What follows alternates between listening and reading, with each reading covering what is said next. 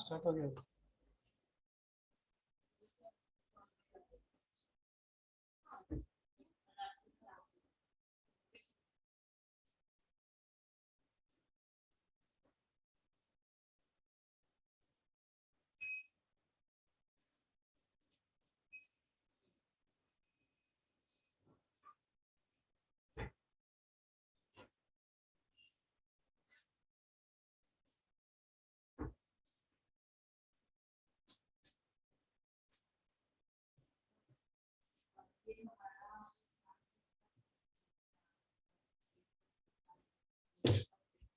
Here. Yeah. Tomorrow Sunday. Thursday is off. Saturday Vashi.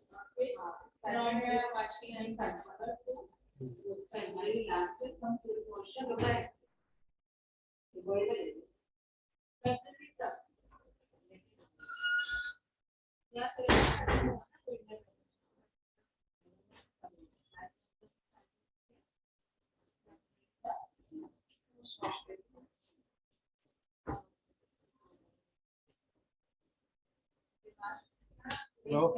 तो हम पहले अभी स्टार्टिंग के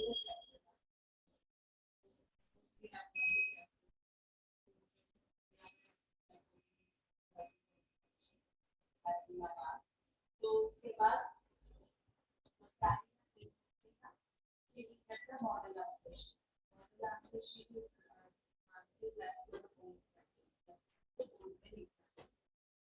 so in creative package we will get the then वो compare कर सकता है कि मुझे एक्चुअली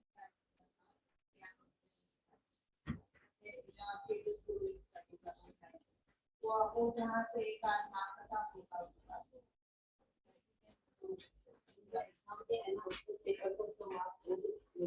हाँ वो भी मिलेगा साथ में मॉडल आंसर शीट तो उसको तरीके से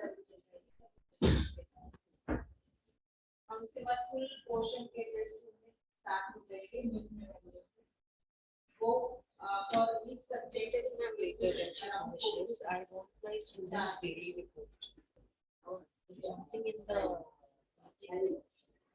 the meeting that I had with Anubhav sir. Otherwise, Sujit madam.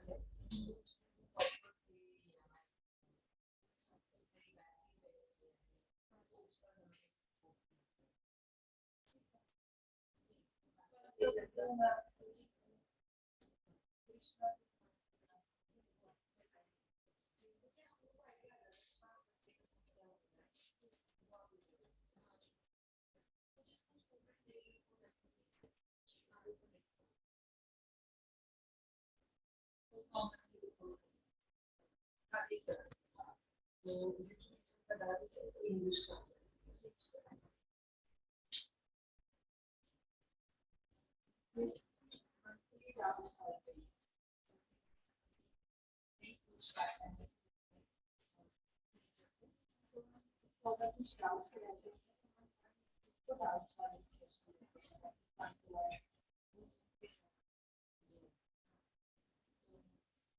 इसके अलावा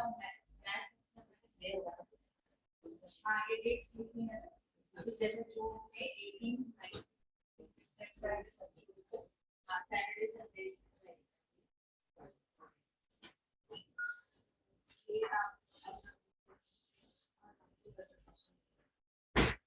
मैथ्स एंड साइंस जैसे बच्चे की बात करते हैं तो मैथ्स और साइंस का हम एक एक्स्ट्रा करके सेशन जैसे वो बच्चा आएगा 4:30 to 6:30 to 7:30 हम उसको बुलाएंगे वेडनेसडे और थर्सडे को और उससे सॉल्व करवाएंगे शीट्स एक बार व्हाट्सएप डाउट सॉल्विंग हमारा ग्रुप में है तो अपने डाउट पूछ करना वीडियो को एक्स्ट्ा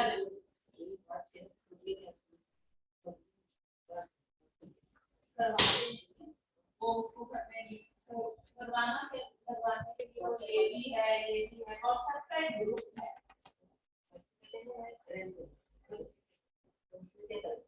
बच्चे को घर की प्रैक्टिस करते वक्त तो वो प्रॉब्लम अपनी खुद में आती है इसको नहीं है स्मार्ट ये तो फैसिलिटी हम दे रहे हैं आपको लेना है नहीं लेना है नहीं एक्स्ट्रा लेक्चर्स जैसे मैंने आपको बताया आप अपने अगर आपको कुछ प्रॉब्लम है तो आप बोलेंगे कि मेरा मैथ्स का मैं सीबीएसई ना मुझे समझ नहीं आया अच्छा के बाद में उसके बाद हमारी परफॉर्मेंस रिपोर्ट एवरी मंथ जाती है आपके ईमेल आईडी पे भी जाएगी और बच्चे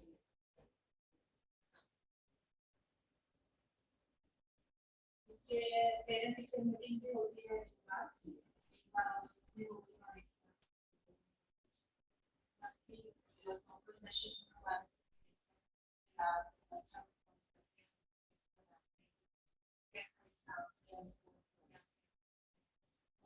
उसके अलावा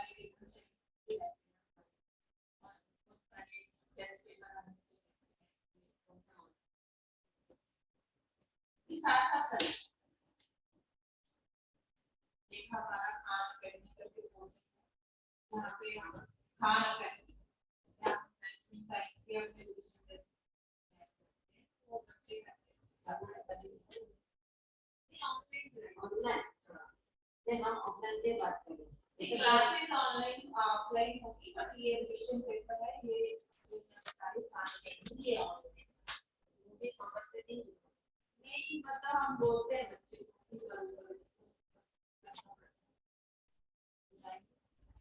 टाइम चल रहा है पेपर्स डालेंगे ना पेपर सॉल्व करना है रिकॉर्डिंग लेक्चर में एक पेपर डालेगा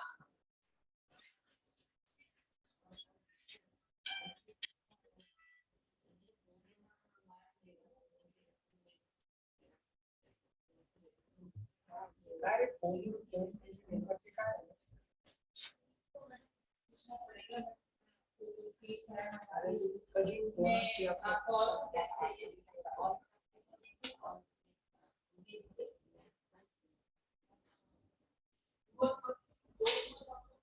आपको मैं ये बात बताना चाहती हूँ कि हमारे पास आप 4 सब्जेक्ट लेते हैं ना तो 5वें का आपको टेस्ट सीरीज फ्री मिलती है 4 को 5 होगा 5 होते हैं ना सब्जेक्ट तो अगर आप 4 लेंगे कोई भी मैथ्स एंड साइंस तो कंपलसरी है उसमें से सपोज आपको सोशल और हिंदी चाहिए इंग्लिश का आपको ये फ्री मिल जाएगा ये अमाउंट नहीं ऐड होगी अपना उसका इंग्लिश लेगा भी ऐसे ही लेगा हाँ इंग्लिश लेगा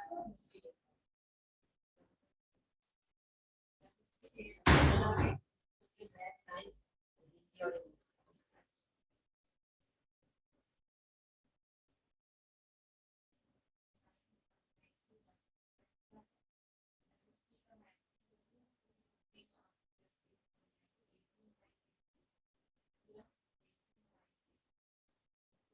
आपकी फीस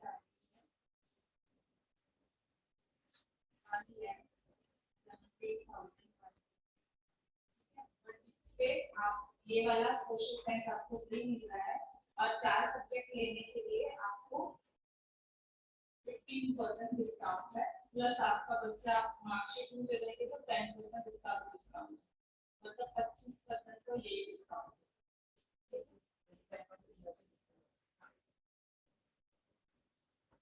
10% उसको मेरिट का मिला और 15% 4 सब्जेक्ट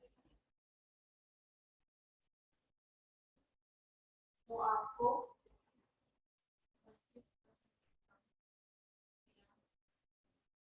29,000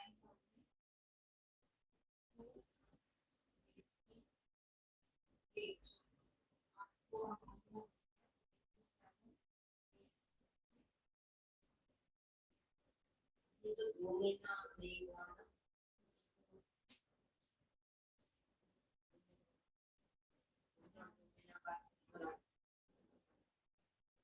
हाँ तो 2 महीने से निकाल के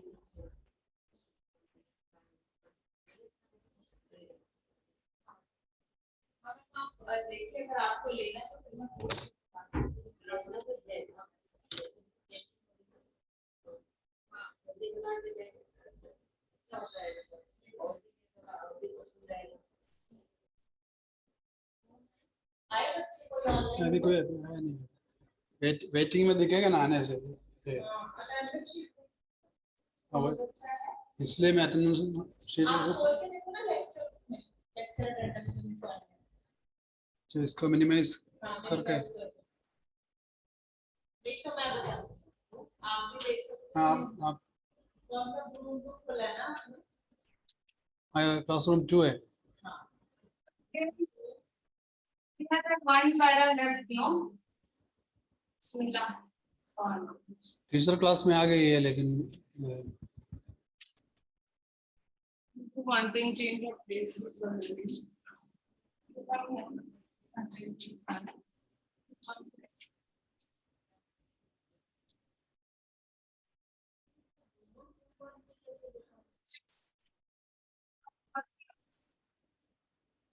This is where she is, your side girl.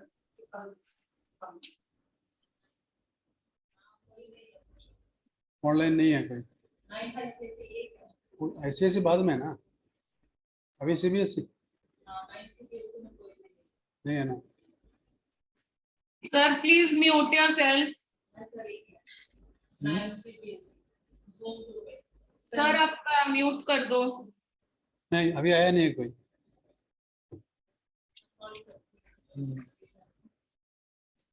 Which sir is this?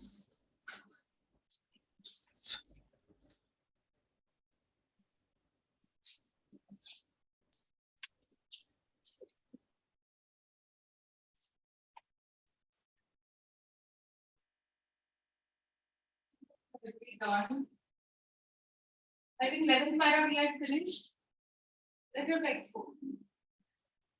Huh? First, then. Why not? It's the first one I want to do. Where are you?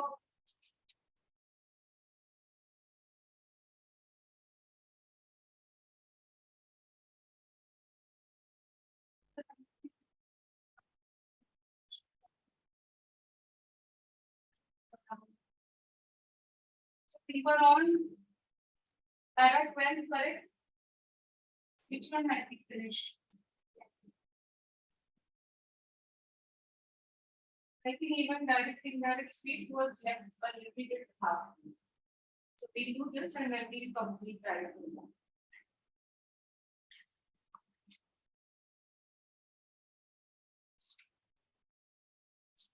Use it only a little bit here. In spite, I'll read the 11th para also.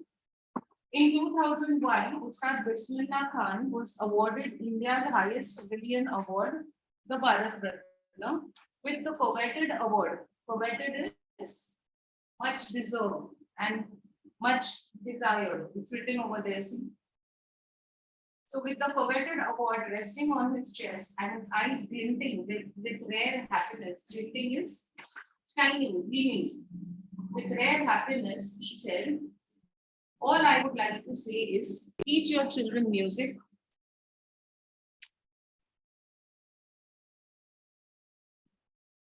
Teach your children music. This is Hindustan's richest tradition. Even the West is now coming to learn our music. This part we have done. In spite of having traveled all over the world, Khan Saab, as he is fondly called, is exceedingly fond of Banaras and Dumraon. And they remain for him the most wonderful towns of the world. A student of his once wanted him, a student of his once wanted him to head a Shehnai school in the USA. And the student promised to recreate the atmosphere of Banaras by replicating the temples there. So in Banaras, there are a lot of temples. So he said that I will recreate that same atmosphere over here. Since you are so vital, you again move there. Since you are so attached to Banaras, we recreate that atmosphere, those temples and everything. But Khan Saab asked him if he would be able to transport River Ganga as well. So which means there's nothing like the original. Can you bring Ganga here? No way. Later, he is remembered to have said, that is why whenever I am in a foreign country, I keep yearning to see Hindustan. While in Mumbai, I think of only Banaras and the Holy Ganges. And while in Banaras, I miss the unique Matha of Dumraon. Matha is like chas. Ustad Bismillah Khan's life is a perfect example of the rich cultural heritage of India. One that effortlessly accepts that a devout Muslim like him, devout, believing strongly in a tradition and obeying its laws and following its practices. Okay, so devout Muslim, like a firm Muslim like him, can very naturally play the Shehnai every morning at the Kashi Vishwanath temple. So that is what India is, an amalgamation of all religions and an amalgamation of all cultures. Ustad Bismillah Khan passed away on 21st August 2006 at the age of 90 after a prolonged illness. He was given a state funeral and the government of India declared one day of national mourning. So which means that they must have been given a holiday for mourning in this funeral. That's okay. Tell me now, Rakhi, let's quickly and let's find an answer for what to speak.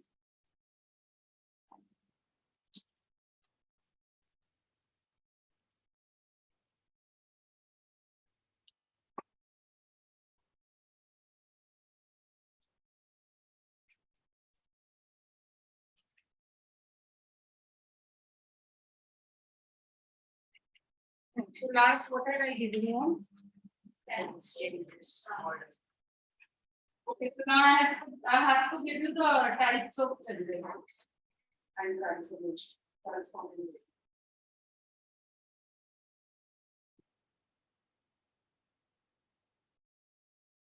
Anyone want to?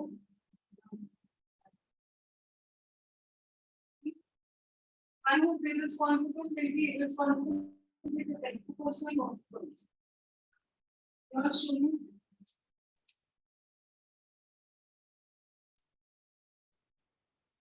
Made a book? Think so. Please thought about what you're doing and tell me yes or no. What about your previous portion?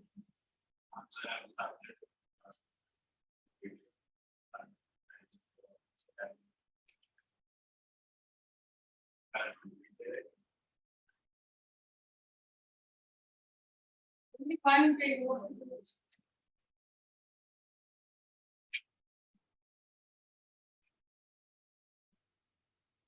You're writing everything mixed, something here, then here, this comes. Now again, you write directing direct speech here.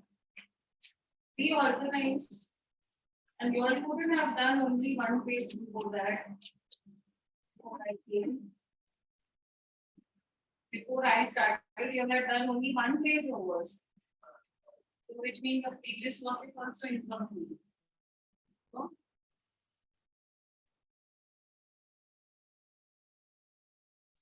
Now again, you write direct, indirect. That way your headings are not there only. Are you all good? Yes, your heading. Heading should come on the map. See how she's written. See, she's written. Yeah.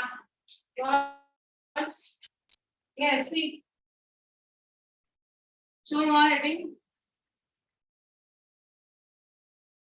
Heading. He is also written. He has not got anything. So you are still better off today than him. You got a checkbook. You got a textbook also. You got a notebook also. You can written something at least in it. But now there is still scope for you.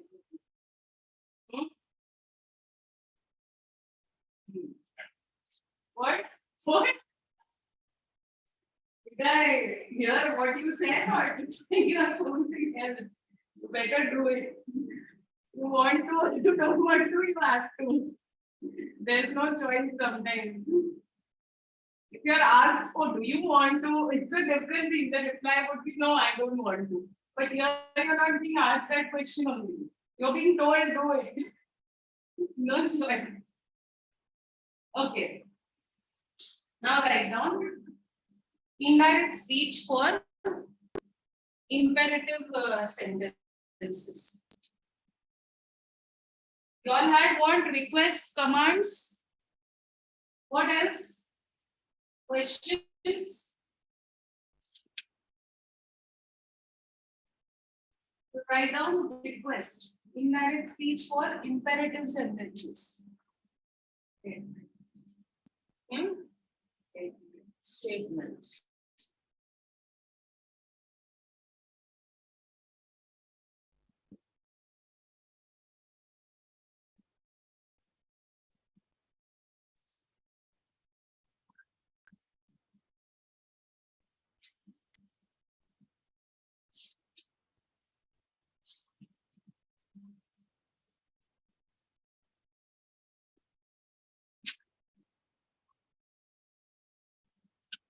So write down Alex said, please come here. Alex said,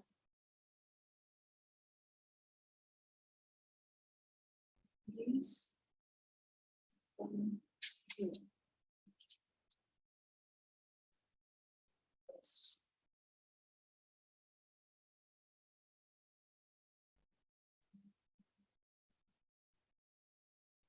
Alex, what will it be? Alex. Requested him to come there.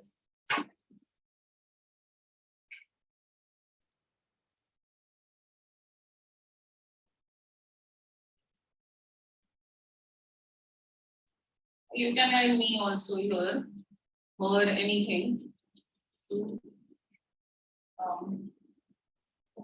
there.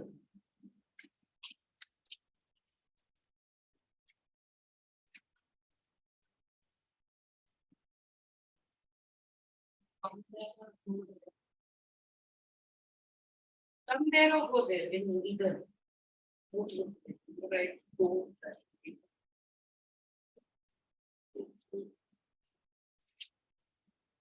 Next, interrogative.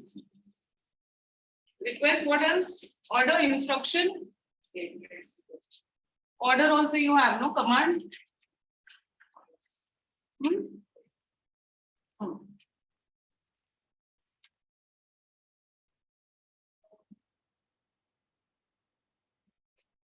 Then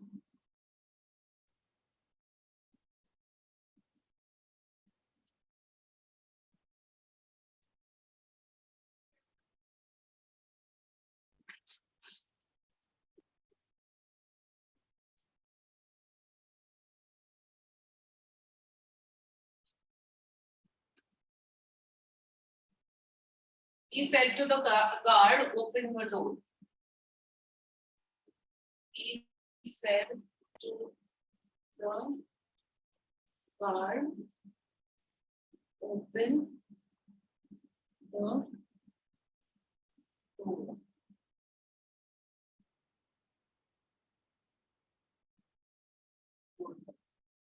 Command.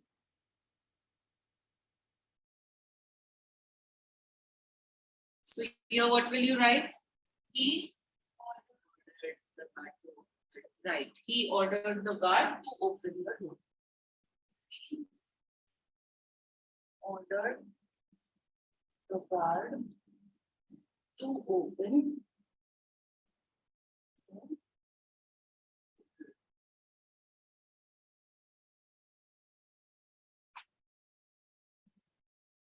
What is next? Request, order, command, questions and statements. Question, right?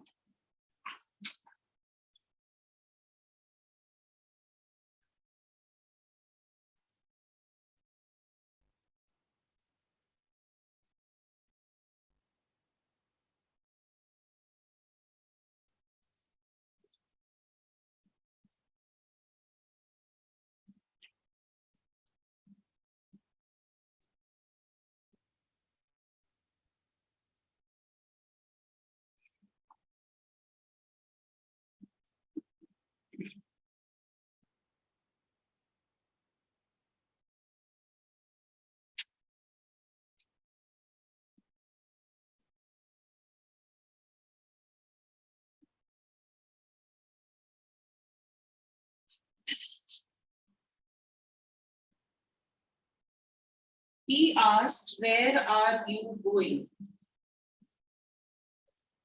He asked, where are you going? How will you change this?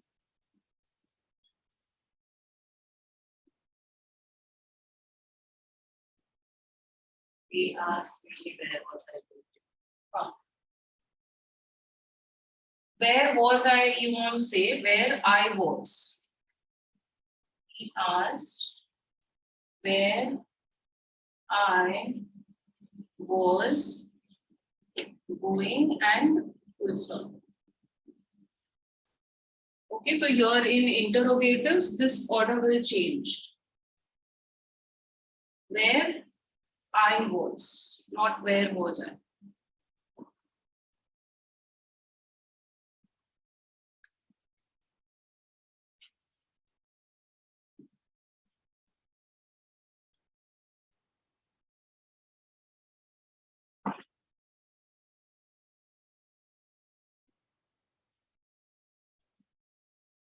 Statement.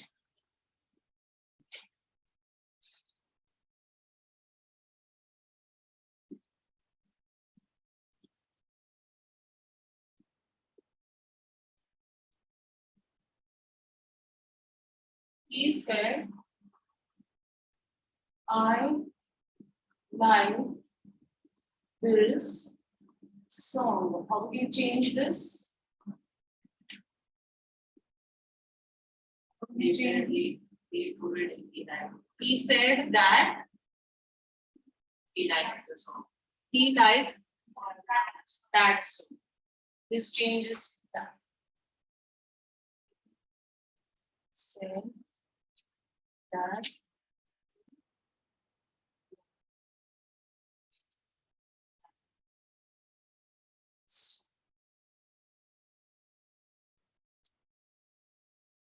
to see if in your source books you have any exercise there for before the speech.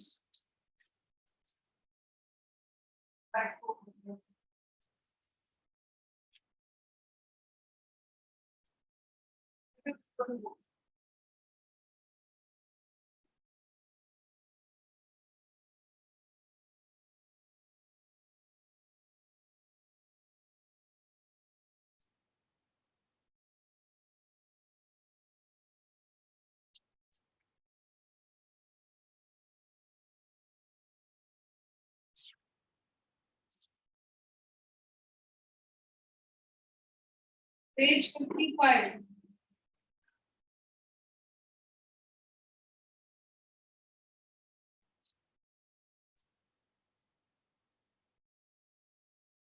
Page 58 starts reported speech.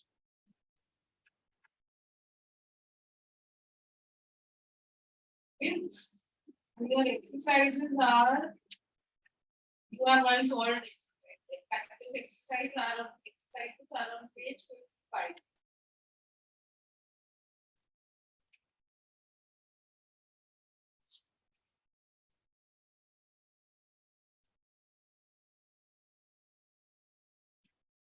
Two five for sure.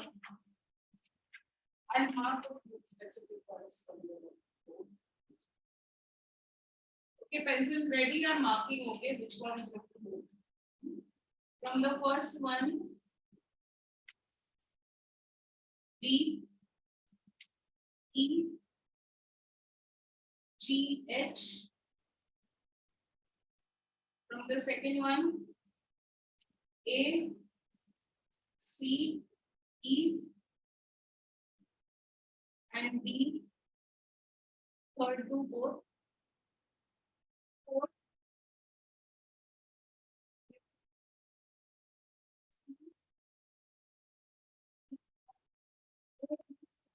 and the fifth, B, E, F, and H. And from six, you go A, C, D, E. Okay, what if you want to do?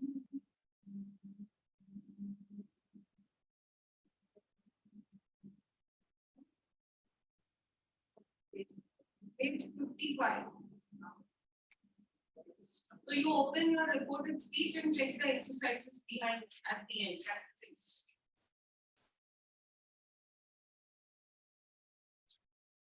Okay, so 4 from each. And the third one is two.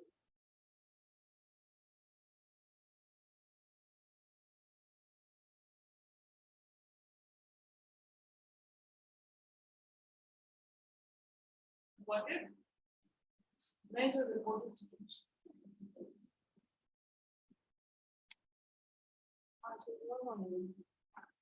Same thing. The rest of you mark.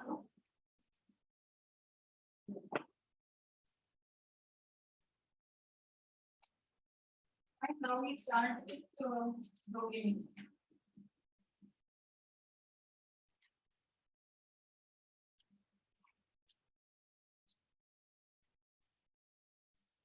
Today I'm planning to do from this book only. So once we have two classes.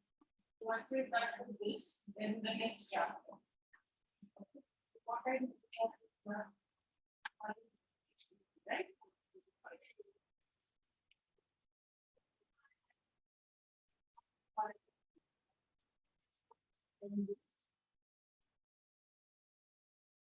Yeah, it's out.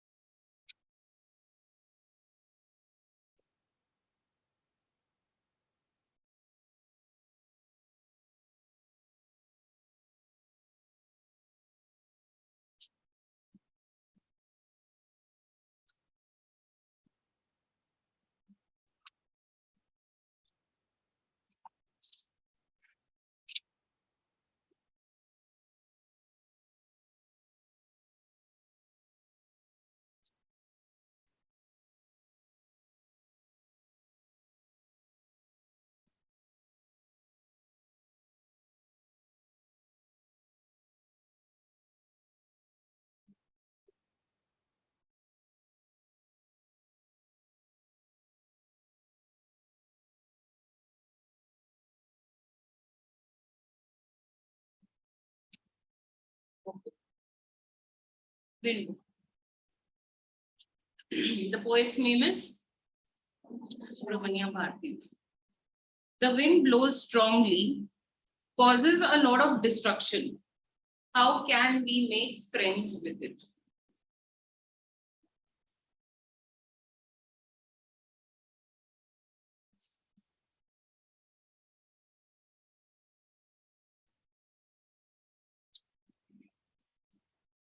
Okay, how can we make friends with the wind?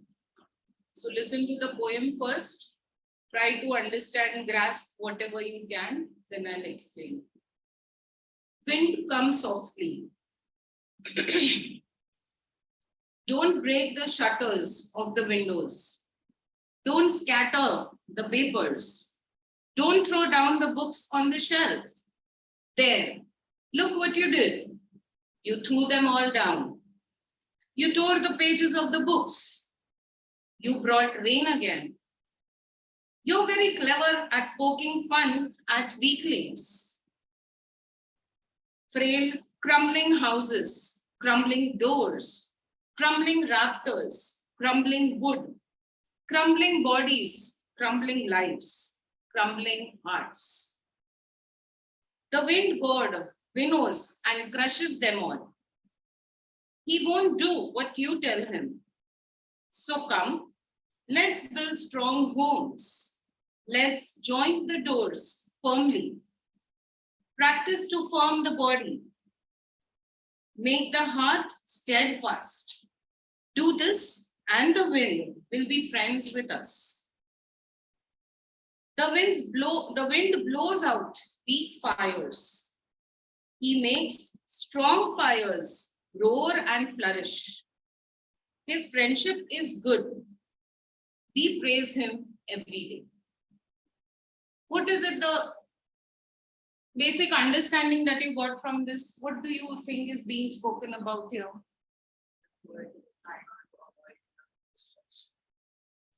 Okay. But then at the end, he's saying we'll make friendship with the wind. So whom is he talking to in the first place? He's talking to the wind. What is he telling him in the beginning? What is he telling the wind in the beginning?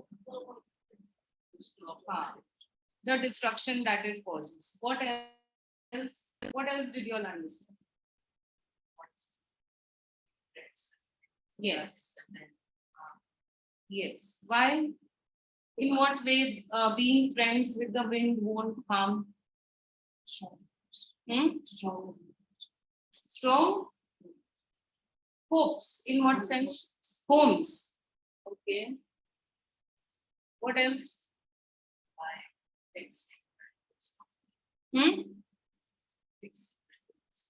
Okay. Okay. But we don't get wind in our house, no, actually. So what is he talking about?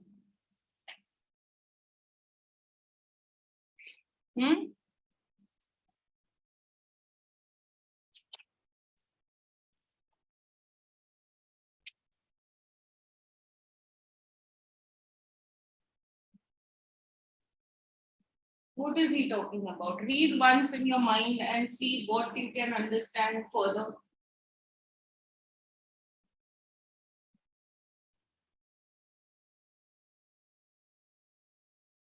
Is there some other deeper meaning to it?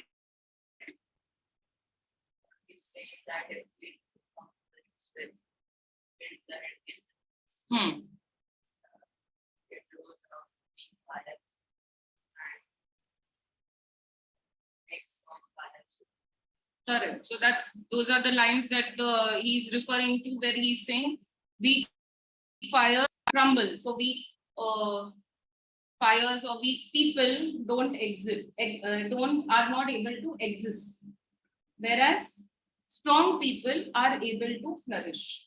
So here, what is the poet talking about? He's saying that when we are faced with problems, with adversities, we need to be strong. That's when we'll be able to survive. Okay, see. Okay, first, otherwise you all write down this part that I'm telling you, so you will get a good understanding. And when he's saying that I want you to be friends with the wind, what does he actually mean to say? Okay, imagine wind to be adversities, problems in life, because first he's spoken about the wind and what problems it causes. So be friends with the wind. What would that imply? Be friends with, means be strong. Avoid, yes, still we are all going to face problems, right? It's never going to happen that we won't. So he is saying that face the problems, be friends with adversities, be strong. That's when you will be able to survive. So write down. The poet is talking to the wind.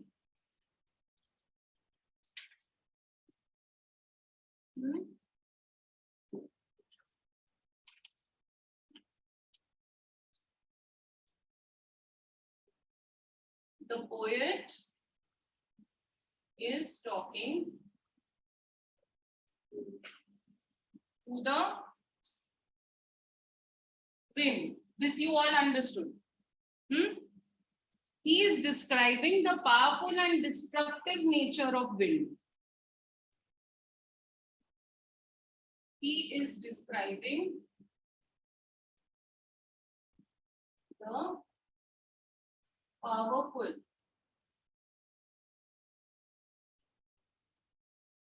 and destructive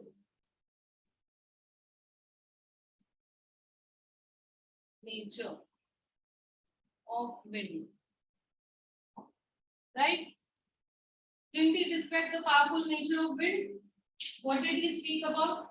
Crumbling houses, crumbling this, crumbling that, right? So that's the destructive and powerful nature of the wind.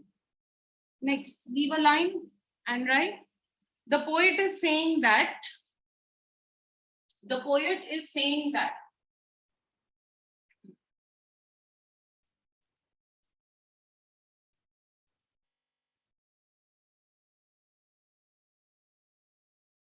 Whenever a weak person faces adversity,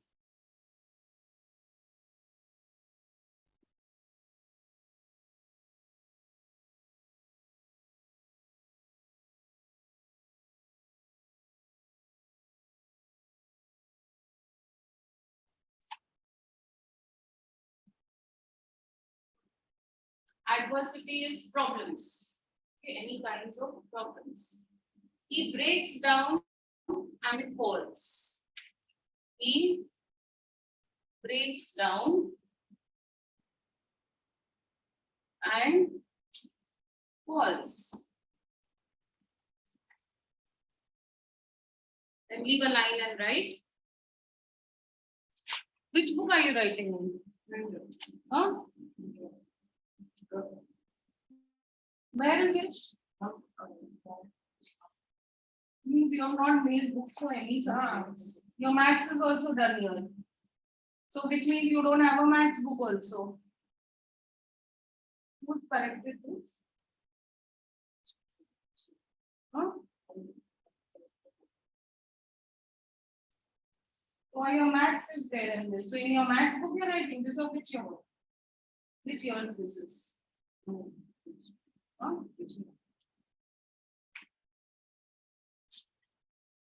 You better have a separate book for English. Wow. Yeah, this also you have done here. Anyway, then leave a line and write. The poet wants us to make friends with the wind. The poet wants us to befriend, you write. To befriend the wind. Face adversities.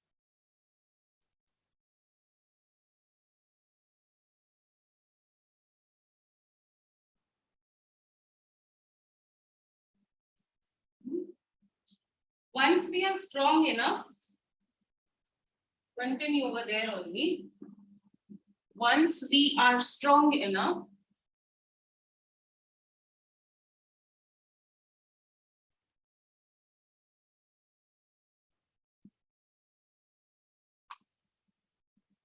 comma,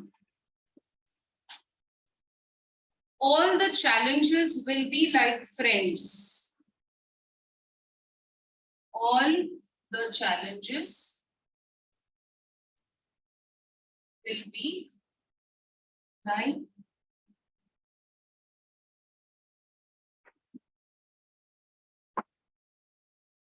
friends.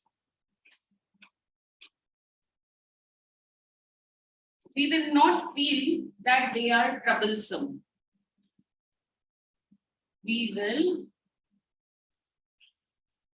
not feel that they are troublesome.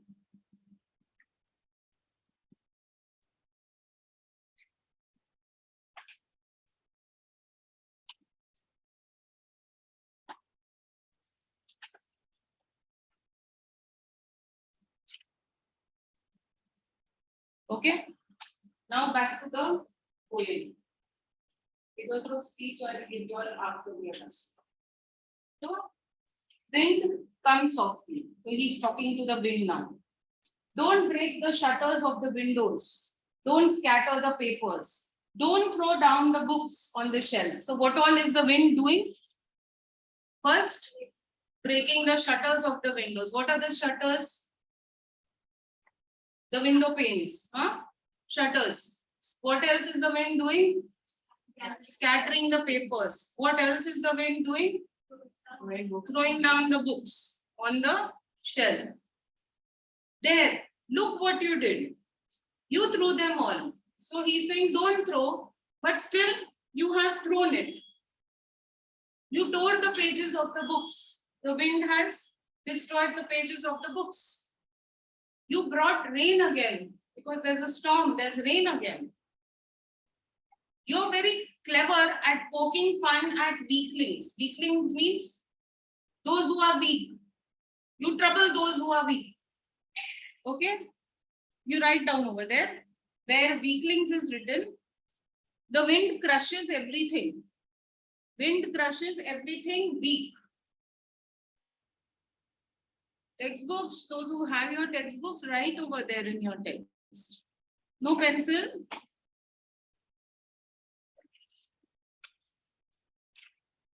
So the wind crushes everything that is weak.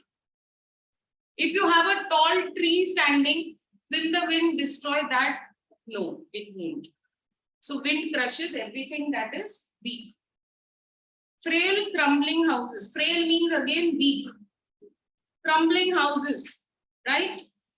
Those houses that are made of tin and all, those get destroyed. Hasn't it happened? You all must have witnessed it during a storm that must have taken place, heavy rains. So what happens? You'll see all those shutters flying, some roofs which were weak, those would be separated and those would be flying. So frail, crumbling houses, crumbling doors. Which doors would crumble? Those that are weak. Anything would happen to the strong doors, the gates, nothing would happen. Crumbling rafters. Rafters are the beams of the houses. Beams that support the house. Okay, those pillars. So those get crumbled. Crumbling wood. Crumbling bodies, crumbling lives, crumbling hearts. So here now he's talking about people. So where there are weak hearts, weak bodies, weak people, you destroy them also. First he's talking about the things and then he comes to people. Okay, hearts that are weak. A heart that is strong, nothing will happen to it. The wind god winnows and crushes them all. You know what is winnowing? Yes, that process of removing the husk. Channa type. Okay, so how do they do it? They blow it and the wind takes away all the thin particles, the husk, right? And the wheat or whatever it is stays. So why does that happen? The wheat stays back because it's stronger, that's harder. Whereas the husk is thin, it's light, so that blows away. So they are comparing us people to be like those frail, the frail husk that God is winnowing, that God does to us. So whoever is weak, he will destroy them. So the wind god winnows and crushes them all. He won't do what you tell him. Will he listen to you? If you're winnowing and there's a strong wind, and if you say, hey wind, don't take the husk off, is the wind not going to take the husk off? Will the wind listen to you? No, the husk will anyways go. So he won't do what you tell him. So come, let's build strong homes. So what is the only way to avoid destruction? Making ourselves strong. Let's joint the doors firmly. Those doors that were weak were destroyed and broken. So what is the only way? To strengthen those doors. Practice to firm the body. Make the heart steadfast. See, there he spoke about crumbling bodies, crumbling lives, crumbling hearts, right? So you have to make these stronger if you don't want to crumble and get destroyed. So practice to firm the body, make the heart steadfast. Do this and the wind will be friends with us. Friends with us in the sense, then the wind will not do anything to us. The wind will be our friend. The wind blows, yeah, these two lines that you had highlighted. The wind blows out weak fires. If it's a small fire, what's going to happen? The wind will blow it off. It will get extinguished.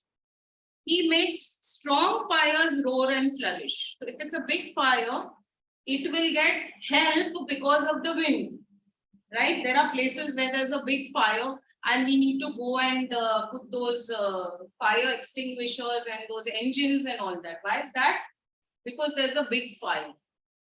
Okay, and because of the wind, it's increasing even more. So that's why we put water them, right? Whereas if it's a small fire, what happens? Very often you light the gas in your house and you have the fans breeze blowing there. What happens to it? It extinguishes, right?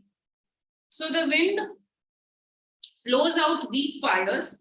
He makes strong fires roar and flourish. Flourish means increase more. Huh? Like a forest fire. His friendship is good. So it's not that it is bad. It's good because adversities are going to come in our life. But facing those adversities, those problems is good because it's good for us only. It will help us survive better. It will help us be stronger. So his friendship is good. We praise him every day.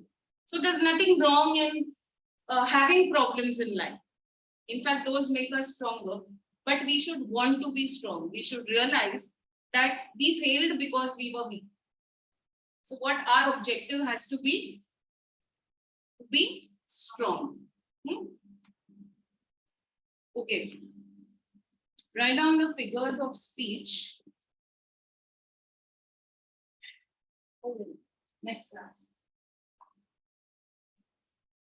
Figures of speech, where do you want to write in the textbook only or notebook? What do you want to do? Otherwise, those who have the text want to mark in the text only.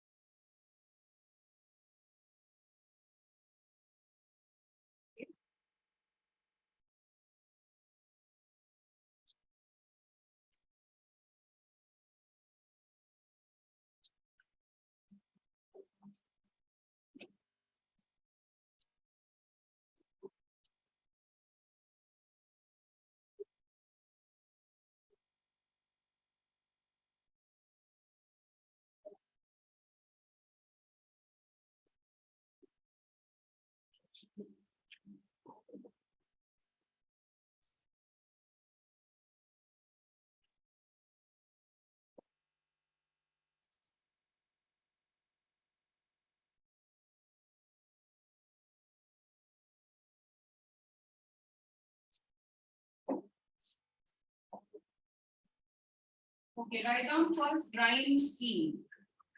Those who are writing in the text can write in the text directly anywhere. Rhyme scheme. Can anyone identify what is a rhyme scheme? Huh? Right, there is no rhyme scheme. So when there is no rhyme scheme, what is it called? When there's no rhyme scheme, it's called free verse. No, that is not figure. You're talking about figures of speech. I'm talking about the rhyme scheme. What is rhyme scheme? Huh. So rhyme scheme is free verse. Okay, so there's no rhymes. Then you can see the lines 2, 3, 4. Line numbers 2, 3, 4. What is it? Don't break the shutters. Don't scatter the papers. Don't throw down the books. And then you can see line numbers 6, 7, and 8. You tore the pages. You brought rain again. You're very clever. So this is known as anaphora. So mark it as anaphora. What is anaphora? Yes.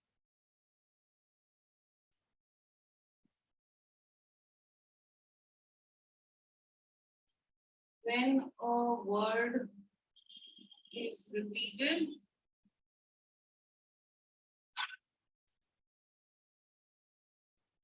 at the start of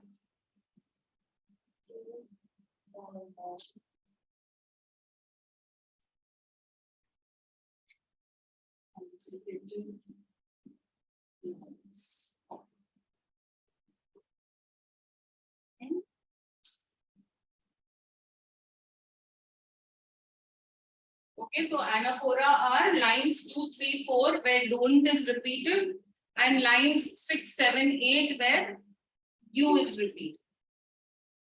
Next, personification, where he is referring to the wind as you. Personification.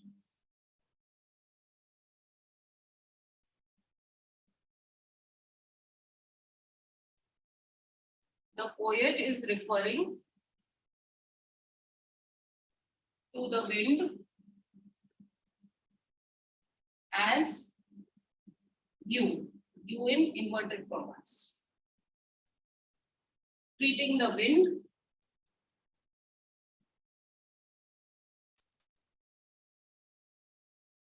as a person.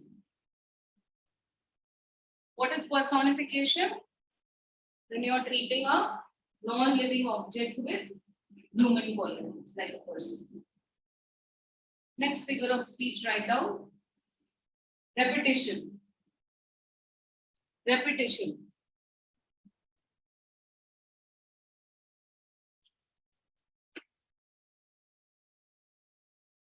Can you see those lines? Crumbling, crumbling, crumbling houses, crumbling doors, crumbling rafters, crumbling woods, crumbling bodies, crumbling lives, crumbling hearts. Right? So that word crumbling is repeated.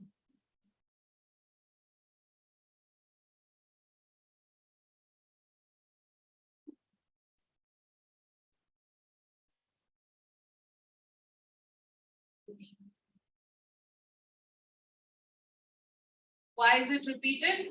To lay emphasis.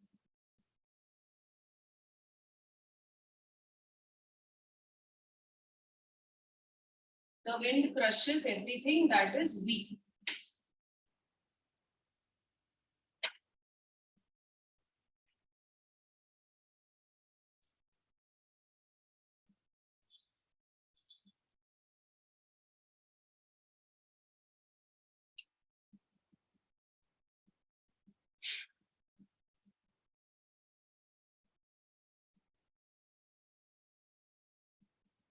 Then alliteration. Alliteration, you all try finding out from the first para. First para, there's nothing. There is one. Which one? First line. Read the line. Do this and the wind will be friends. Do this and the wind will be friends. Okay, so wind will, WW. Then even there is one there. The wind god winnows. So wind god winnows. Wind winnows. So WW again is repeated over there. Yes.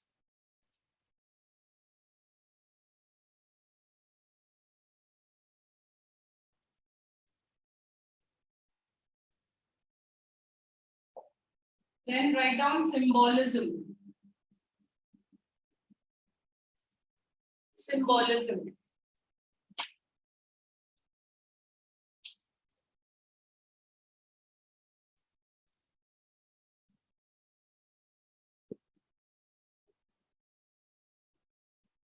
The poet is using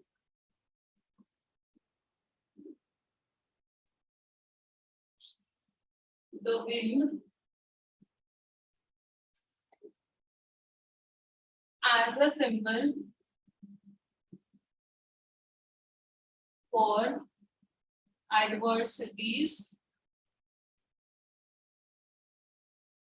in life. Right? So in this entire poem, when we are saying wind, what do we mean? The adversities.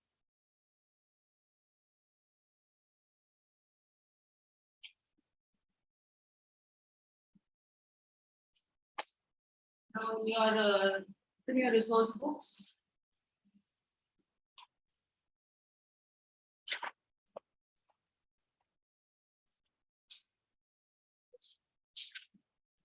this wind. No questions are any which one you see. I won't give you many already have direct speech to do. See? At the end of the chapter, sound of music, and see after that.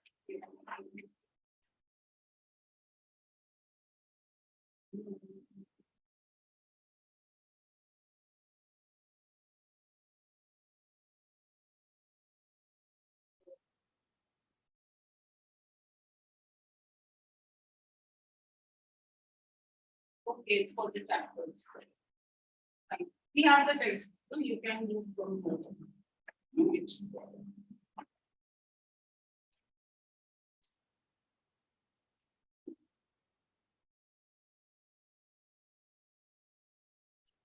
Two I'll give you. Okay, which two do you all want to do? Any choices or you want me to mark for you?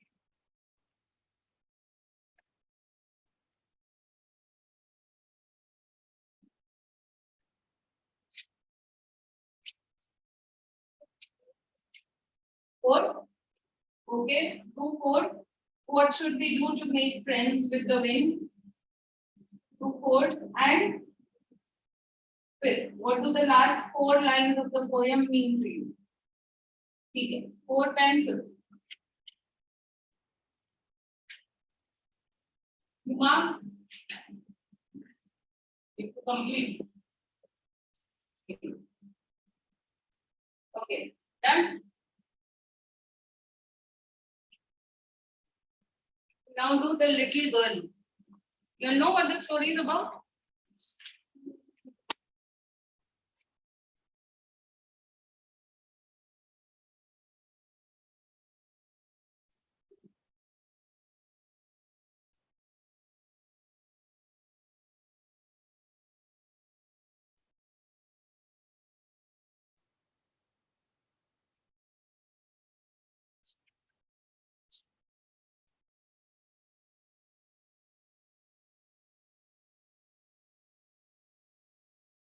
Any of you scared of any of your parent?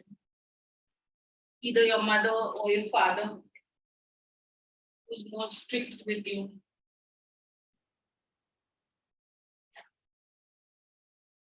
At least 2 people are truthful. 3, 4, 5 5, 6, 7, no. They are scared of you. Huh? Is your mother scared of you or your father scared of you? For you, the question would be the other way around. Okay, so whom are you scared of? Father. Why? What does he do? Huh? He's very strict. You? Mother, why? She's strict. Again, same reason. He's strict. He's strict. He's firm. Huh? At times. Huh. Both. Both, but not that much. Okay. And yours? Who fears you, I'm asking. For you, it would be like yours in the sense your mother or your father fears you. I don't know how it's done, but definitely my sister. Your sister. Why? Younger. She is scared. She fears you. Or you fear her. Actually, it's the both ways. We fear each other. He fears her, but then he doesn't want to accept it, I guess. Not fear. I don't No, you just said. So you have to tell why. Okay, I think first of all, she's told me attacking because of my position. Because of my. Huh. And I think we fear because of my unfunny clothes. Answer. Okay. So when are you scared of her? In situations where like I lost my keys, then people would about that. Say this to my mother and then you know what. Get you into trouble basically. Okay. And you? Father. Again, why? They're strict. Okay. So here we speak, the story here speaks about a similar situation where there is this little girl and she's scared of her father. Again, the same reason, because he appears to be very strict, very firm, and like when he comes home, he'll be like, give me tea, give me this, give me that, and he'll be, when he's free, he'll be lying down, relaxing. He might not be talking much to her or spending much time with her. And sometimes you feel, that my dad, he doesn't spend enough time with me, and you get more time with your mother probably, but not so much with your dad. So then this girl, she sees the neighborhood, like an adjoining house, okay, where she sees that the father there plays with his children. You can see that picture behind. See, in this one, you can see that the father is lying down and the mother's there. So she sees that they don't talk much, and the father is relaxing and the mother is reading the magazine or whatever. And then there's one more where is that? Yes, on page 36, see, where here you can see this person, this father, he's playing with all his children. So she feels, oh, this father is so nice and my father doesn't. But then in this story, towards the end of it, she changes her heart. There's a change of heart of hers towards her father, and she starts loving him and liking him. So this story mainly talks about that there are our parents, like our fathers or our mothers, whoever we consider as, whomever we are scared of, they may appear to be firm, but the underlying, or firm or strict, but the underlying thing is that they always love us. Even as a child, I was scared of my father. Okay, my father was like very strict and he never used to let us sleep till late. Even if we wanted to, he used to put the fan off, pull our bed sheets and whatnot. Yeah, because he wanted us to get up. So even when we used to, like I used to take help in maths from him. So it's like there was one day when I got one nice chapad from him. So I was sitting at the edge of the bed and I almost felt like I was going to fall only. I must have been around maybe 6th standard or something like that. There's that paper.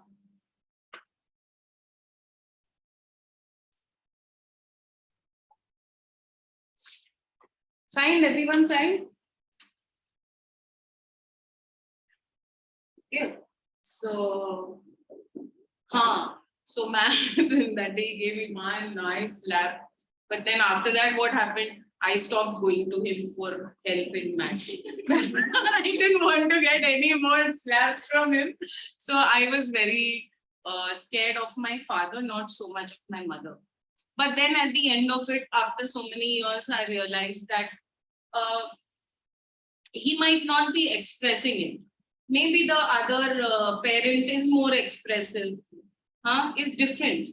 They are both different individuals, but ultimately they love us. Because there are times when always my father has been there for me. Mom is no more. But then and now at this age, I feel that it's so nice to like still, despite all the fights and arguments we have even now also we are not talking to each other.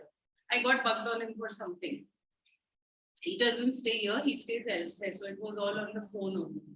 But then eventually I know I will call him after some time. That bond is still there. I won't share a similar bond with any of my uncles as much as I would with my dad. So here we speak about this little girl. Do you feel you know your parents better now than when you were much younger? Is that so? At this age, do you feel you know them better than what you knew them when you were maybe 2 or 3 years old? Right? Perhaps you now understand the reasons for some of their actions that used to upset you earlier. Like he said, I know my sister will get upset with me when I lose my keys or when I act foolish. So you know, abhi padne wali. So this story is about a little girl whose feelings for her father change from fear to understanding. Will probably find an echo in every home. Echo in every home means a similar thing will happen in every house. So even now, if you're in the situation where you're scared of your father, if not now, you will eventually realize it that it's all love. Then, to the little girl, he was a figure to be feared and avoided.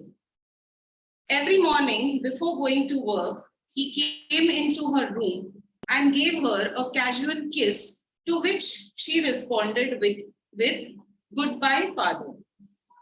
And oh, there was a glad sense of relief when she heard the noise of the carriage growing fainter and fainter down the long road. Means what? Relief that, good, now dad has gone. But the beginning part speaks about him giving her a kiss before leaving. So that shows the love. But she never realized that. Okay, for her it was like here, good, relief. Now he's gone, shanti. In the evening, when he came home, he stood near the staircase and heard she stood near the staircase and heard his loud voice in the hall. Bring my tea into the drawing room. Hasn't the paper come yet? Mother, go and see if my paper's out there and bring me my slippers. So ye wo, he wanted everything to himself. So that's what she used to see, and the loud noise. Kezia, mother would call her. This girl's name was Kezia. Kezia, mother would call her. If you're a good girl, you can come down and take off father's boots. Slowly, the girl would slip down the stairs, more slowly still across the hall, and push open the drawing room door.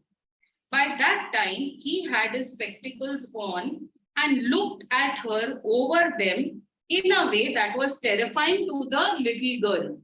Spectacles on and looking in a terrifying way means like this, somewhat like this, when they see like that, right? At that time, they look like more strict, more serious, and you get a little scared what's happening.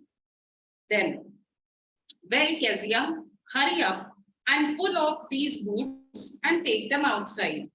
Have you been a good girl today? The father asked. Have you been a good girl today? I don't know, father. So she used to stammer. You don't know? If you stutter like that, mother will have to take you to the doctor. Stutter means stammer. She never stuttered with other people, had quite given it up, but only with father, because then she was trying so hard to say the words properly. So why that stammering used to happen only in front of father? She was scared. She didn't know what to say. And she must be thinking, if I say something wrong or something in the wrong way, he might shout at me. So that's why that stuttering used to happen when she used to talk to her dad. What's the matter? What are you looking so wretched about? Wretched means unhappy. See over there on the side, it's given. Unhappy. What are you so wretched about, mother? I wish you taught this child not to appear on the brink of suicide. Not to appear on the brink of suicide means not to look like as if she's just going to commit suicide, so depressed and so low. So he says, mother, I wish you taught this child not to appear on the brink of suicide. Here, Kezia, carry my teacup back to the table carefully. He was so big, his hands and his neck, especially his mouth when he yawned. Okay, then thinking about him alone was like thinking about a giant. So first of all, she was scared and his appearance was also such. So that used to make her more fearful. So thinking about him alone was like thinking about a child. On Sunday afternoons, grandmother sent her down to the drawing room to have a nice talk with father and mother. Who used to send? Grandmother. Go to the drawing room because father's there at home. You can go and have a nice talk with dad and mom. But the little girl always found mother reading and father stretched out on the sofa. That picture there. Stretched out on the sofa, his handkerchief on his face, his feet on one of the best cushions, sleeping soundly and snoring. So when she used to go to talk, what she used to see, that they are also not talking. What is mother doing? Reading. And what is father doing? And what? How? Handkerchief on the face, leg on one of the best cushions, leg on leg. Okay, that's what she used to see. And he used to be sleeping. Then she sat on the stool, gravely watched him until he woke and stretched. Gravely means serious look. She used to sit and seriously look at him. She sat on the stool, gravely watched him until he woke and stretched and asked the time, then looked at her. Don't stare so, Kezia. You look like a little brown owl. Because father used to wake up from his sleep and he used to see this girl staring at her. So he used to say, don't stare at me. You look like a brown owl. How an owl's eyes are popping out, right? So he used to say, don't stare.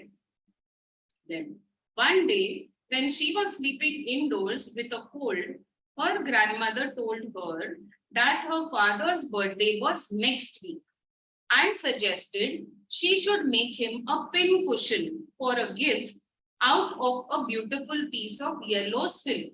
Pin cushion is what you know, like a cushion, like a soft pillow on which you poke pins. Understand what she had.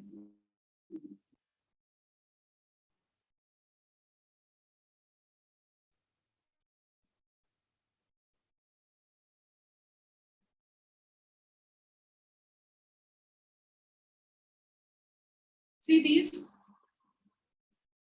Yes, a chota pillow jaisa, and they poke their pins in it to keep the pins.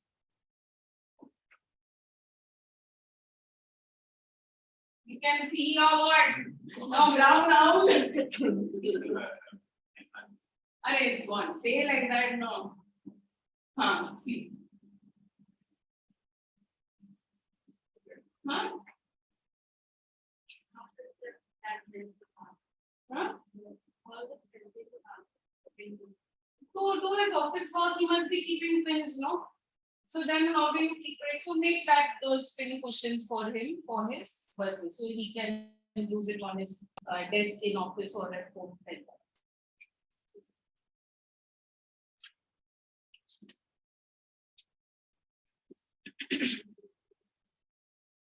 So make a pin cushion out of a beautiful piece of yellow silk. They had beautiful yellow silk cloth, so make something, make that pin cushion out of that.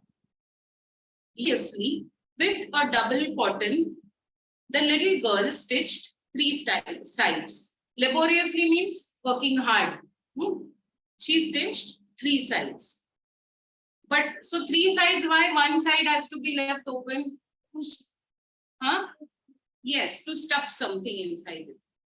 So, but what to fill it with? That was the question. The grandmother was out in the garden and she wandered into mother's bedroom to look for scraps. Scraps for what purpose? Stuff inside, to fill inside. On the bed table, she discovered a great many sheets of fine paper, gathered them up, tore them into tiny pieces, and stuffed her case, then sewed up the 4th side. So what did she do now? She found lots of paper on the table. She chop, and then she put it into, stuffed that into her into the pillow, and she stitched the 4th and the last side. That night, there was a hue and cry in the house. Hue and cry means some kind of chaos happening. Okay, she had done something wrong. So that night, there was a hue and cry in the house. Father's great speech for the port authority had been lost. He had prepared a speech and that speech was missing. Rooms were searched. Servants questioned. Finally, mother came into Kezia's room. Kezia, I suppose you didn't see some papers on our table in our room? Oh yes, she said. I tore them up for a surprise, for my surprise. So now it was a surprise for them actually.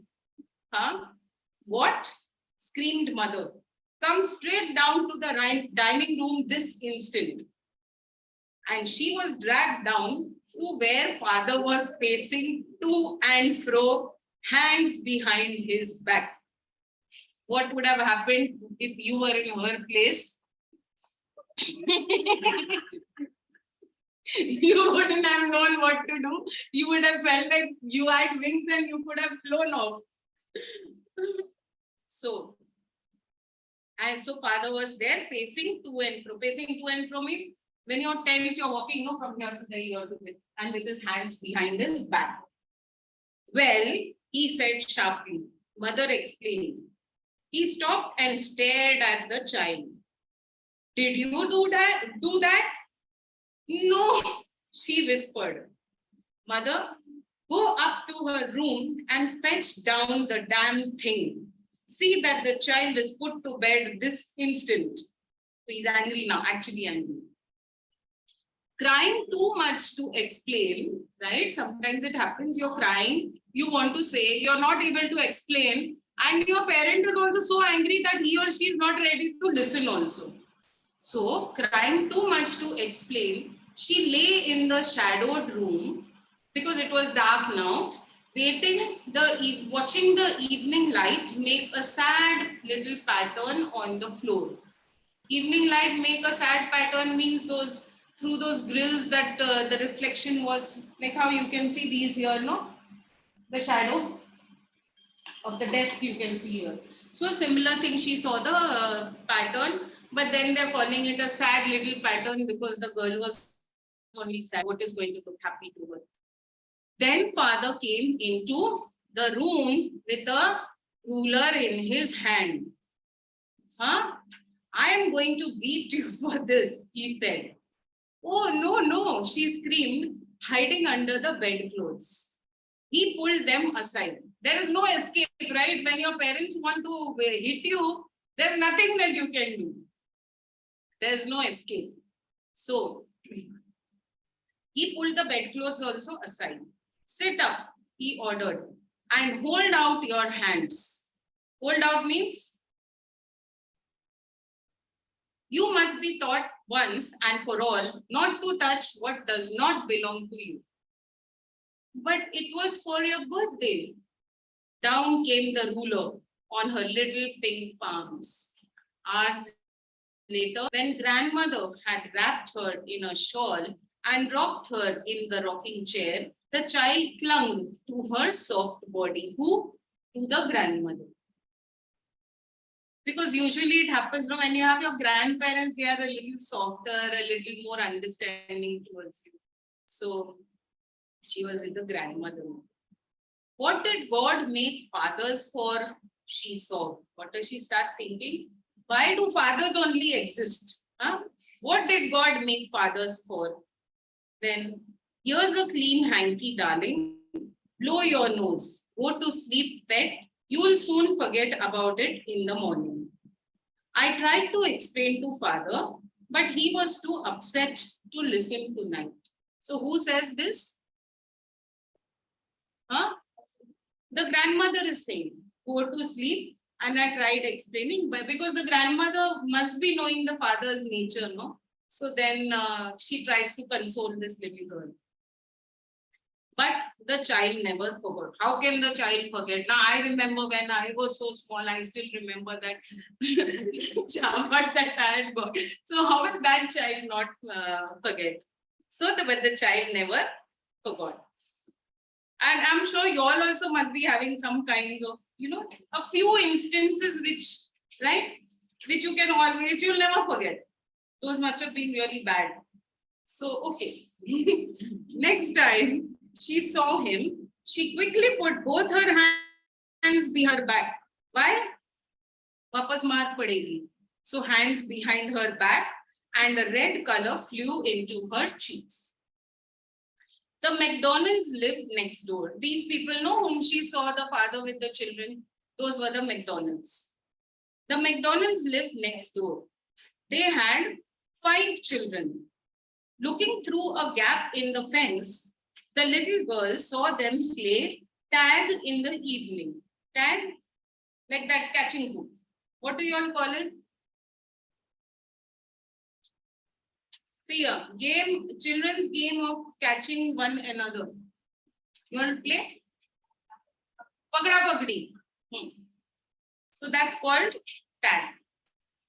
So looking through a gap in the fence, the little girl saw them playing tag in the evening. The father with the baby Mao on his shoulder. See, you can see there's one baby on his shoulder and the others are also around him. 2, 3 of them are like holding him. The girls and the boys are there. So the father with the baby Mao on his shoulders, 2 little girls hanging on to his coat pockets ran round and round the flowers, shaking with laughter. Once she saw the boys turn the hose on him, means it was his turn to catch. And he tried to catch them, laughing all the time. So he was also playing like a friend with them. Then it was, she decided there were different sorts of fathers. So what did she decide? Fathers, different types of fathers are there. No, my father is like this father is like that. So suddenly, now what happened? Suddenly one day, mother became ill and she and grandmother went to the hospital. What happened? Mother was not well and she and grandmother went to the hospital. Who went? The mother with the grandmother. The little girl was left alone in the house with Alice, the cook. Okay, so whom was she with? Alice, the cook. It was all right in the daytime, but while Alice was putting her to bed, she grew suddenly afraid. What will I do if I have a nightmare? She asked. I often have nightmares, and then Granny takes me into her bed. I can't stay in the dark. It gets whispery. Whispery means I start hearing sounds when it's quiet. It may be some wind sounds and all that. So that used to scare her. And now grandma was not there. You just go to sleep, child, said Alice, pulling off her socks. And don't you scream and wake your poor pa. Pa means dad over here. Huh? But the same old nightmare came. It happens sometimes, you see the same dream again and again. So the same old nightmare came. The butcher with a knife. Butcher means who? Yes, who chops meat. So she saw a butcher with a knife, and the knife obviously would have been a big one. A rope, and the rope who came nearer and near, smiling that dreadful smile, like he had a very evil smile, and she saw that. While she could not move, could only stand still, crying out, "Grandma, grandma." It happens sometimes. You haven't seen a dream where you all want to move in your sleep, but you're not able to move, right? So that's what used to happen over here. That's what happened with this girl. So she started screaming, "Grandma, grandma." She woke shivering to see father beside her bed, a candle in his hand. So what does she see now? Father there with a candle. What's the matter? See, now this incident, after this, what happens? That changes her mindset towards her father. What's the matter? He said. Oh, a butcher, a knife. I want Granny. He blew out the candle, bent down, and caught up the child in his arms, carrying her along the passage to the big bedroom. So what did he do? He didn't shout at her now. She was scared. So he took her and tried to comfort her. A newspaper was on the bed. He put away the paper, then carefully tucked up the child. She lay down beside her. Half asleep still with the butcher's smile all about her, it seemed, means still she was in that nightmare phase. She crept close to him, snuggled her head under his arm, held tightly to his shirt. So she felt that kind of warmth and the kind of protection from him now. Then the dark did not matter. She lay still, means now she was comfortable. It didn't matter that it was dark now. Here, rub your feet against my legs and get them warm, said father. Tired out, he slept before the little girl. A funny feeling came over her. Poor father, not so big after all, and with no one to look after him. He was harder than grandmother, but it was a nice hardness. Okay, so now she felt that kind of protective feeling from her father. Although he was not as soft as grandmother, but this was a good hardness. And every day he had to work and was too tired to be a Mr. McDonald. So that people were different. Now my father goes to work and he gets too tired. Now see, when both of them were together, he slept even before her. So she realized how tired he must be getting. And he cannot be a Mr. McDonald. My father is my father. She had torn up all his beautiful writing. Now she started feeling bad. She stirred suddenly. Stirred means move. She stirred suddenly and sighed. What's the matter? Asked her father. Another dream? Oh, said the little girl. My hand's on your heart. I can hear it going. I can hear it going means I can hear your heart beating. What a big heart you've got, father dear. So now her mind changed. Catherine has. Nice story, no? Okay. Now in your notebook, just a few lines about the main theme of this book.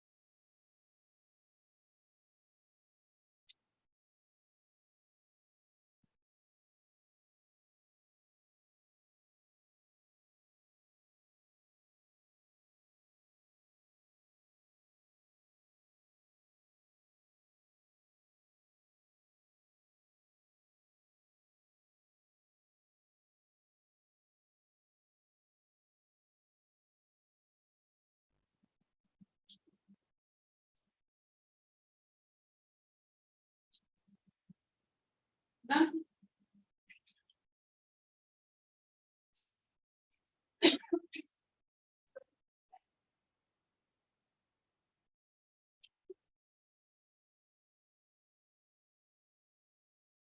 I think we have enough time. I can explain on the rules.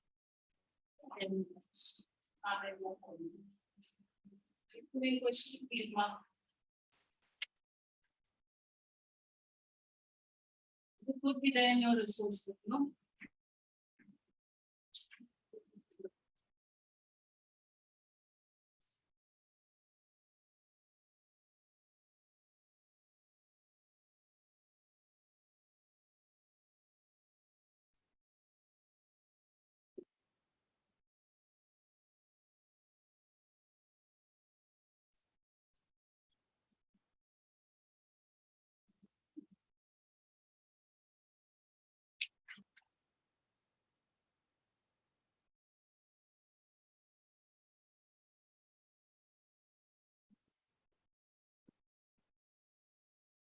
The question, question.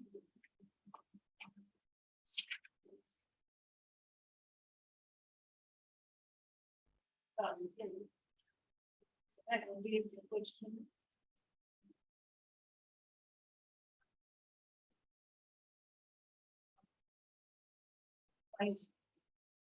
Vocational different, no? Or this assignment question, no? Do only over here. Because we'll have that direct speech and that also. Here you do two. Which two do you want to do? You will decide which two. All of you have to do the same thing. कौन सा करना है? Short answer. Short answer. If it was a very short, then you would have done that. Short answer, first and second. What were Kezia's duties in the evening when her father returned home?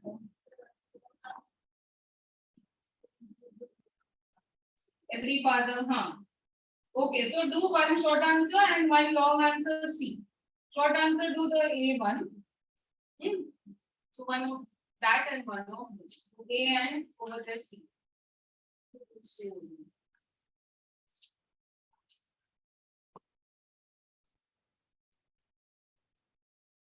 Start doing your direct indirect.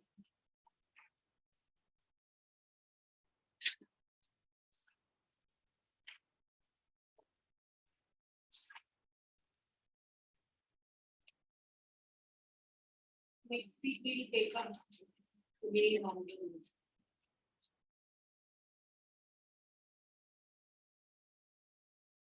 We do rain on the roof and from the other book one chapter. The other one you all have done, I think, two only, right? So bring both your textbooks in the next class.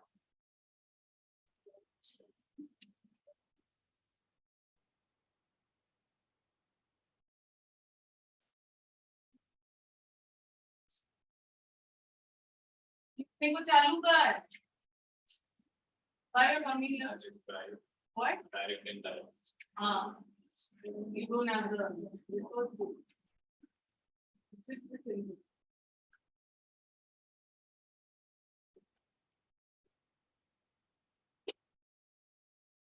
Both are French though. Both are enemy.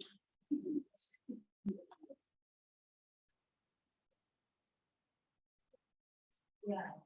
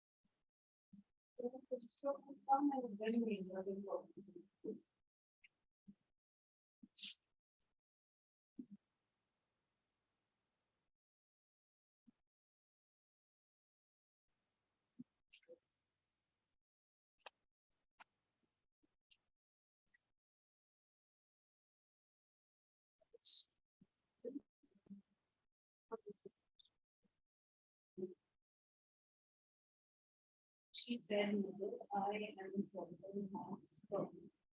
She told her mother that she was a terrorist. What did he write?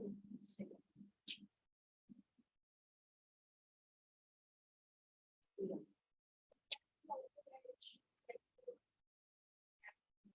She said to her mother that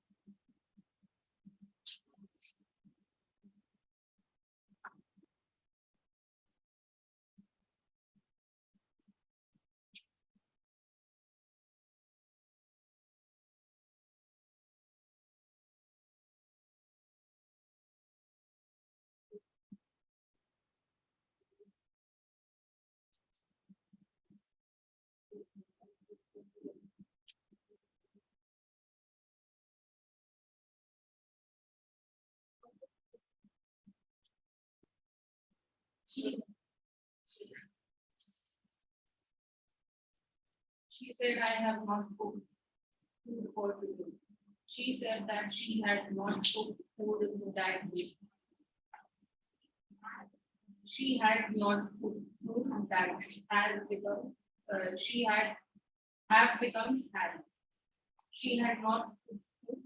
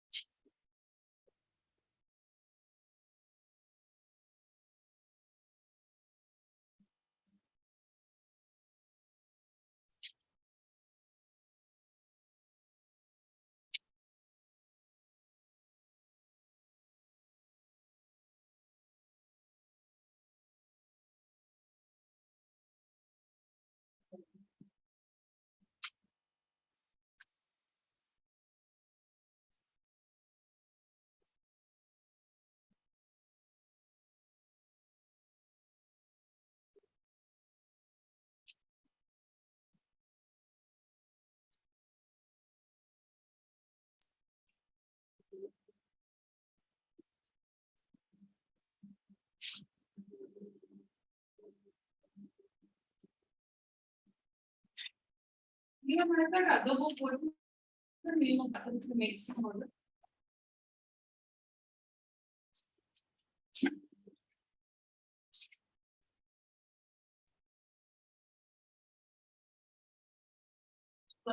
So it's Lost Child and Adventures of Toto Yella finished, no?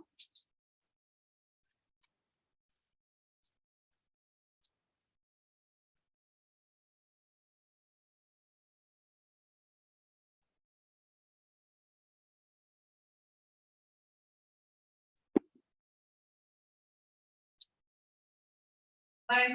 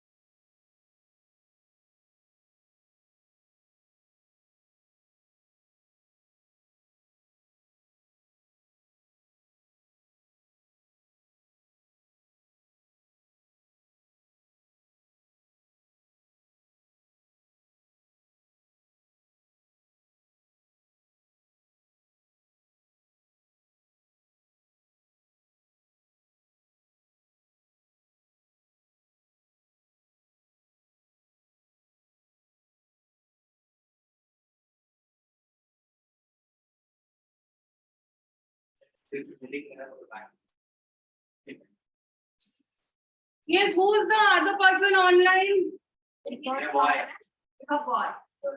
दूसरा कोई रहेगा तो remove करो. It is Tirthankar. Hello, am I audible? Your video on, Tirthankar. Chat में तो आया. Yeah.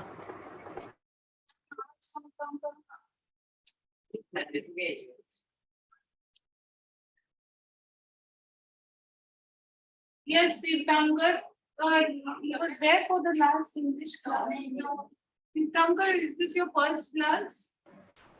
It is my demo class. Okay, okay. Fine. Where are you located? Vashi. Okay. Take out your treasure trove. We'll be doing Chief Seattle's speech. What?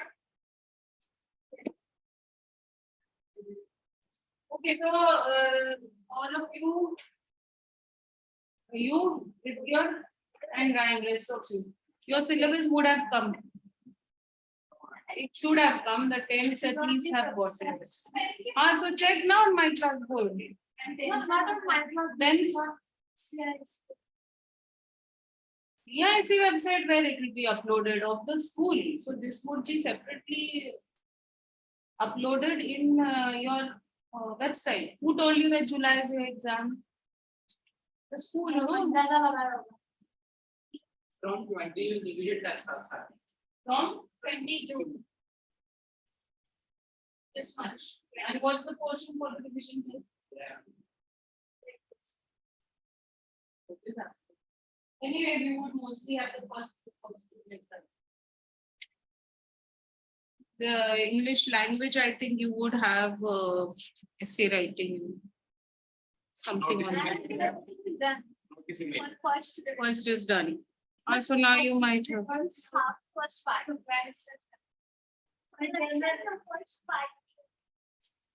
Let's wait for it to come then.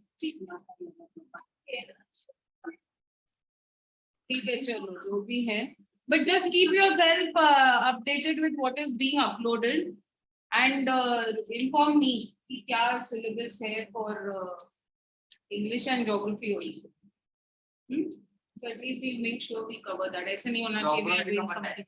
क्या है? Latitude, longitude, rotation equals. वो तो we have done. और एक कौन सा? उसके बाद का कौन सा? structure का एक chapter पहला वाला. Yeah. Second, third, fourth. We have done anyways. No? We are on major landform, right? We've done with half of. Okay, so let's start with Chief Seattle's speech.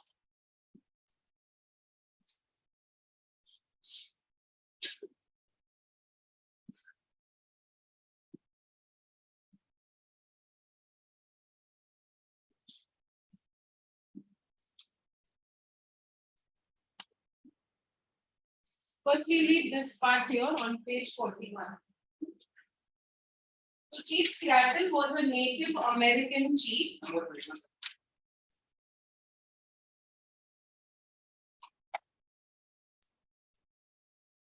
Yes.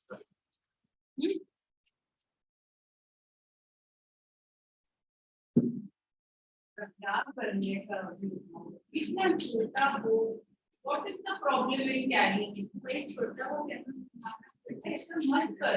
Won't be so careless. Okay. Chief Seattle was a Native American chief, a member of the Squamish tribe. Okay, so the name of their tribe was Squamish tribe. Underline. Huh? This part was This is the intro part which tells you about the story. Okay, keep your pencils in your hand. Underline Squamish tribe. And a prominent figure among these people who pursued a path of accommodation and reconciliation with white settlers. Reconciliation with white settlers means reconciliation means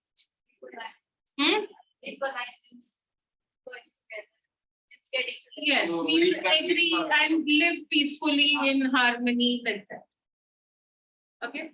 So with white settlers, so they were Red Indians.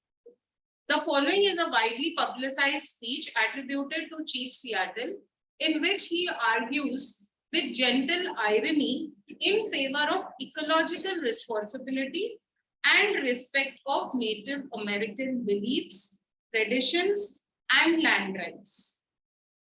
Okay, so these Red Indians, they believe a lot in nature. Okay, it's like they worship nature. So, why late?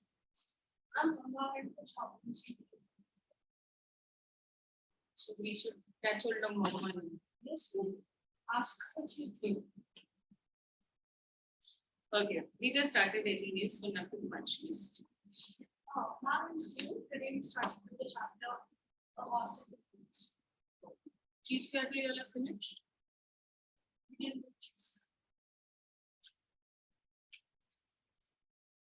So in which he argues with gentle irony, means he doesn't use harsh words in this in his speech. He is being in a subtle way he criticizes, in a very subtle way he argues.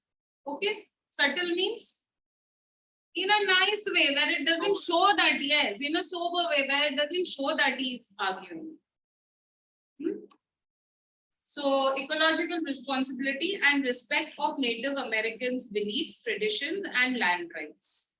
Although what he actually said may have been lost through translation and rewriting the speech or letter attributed to Chief Seattle has been widely cited as a powerful, bittersweet plea for respect of Native American rights. So underline bittersweet plea. Native American rights and environmental values. So underline Native American rights and underline environmental values. Okay. So this speech that he has actually given originally is not in English. Okay. It's in a different language, that is Lashutsi. I tell you.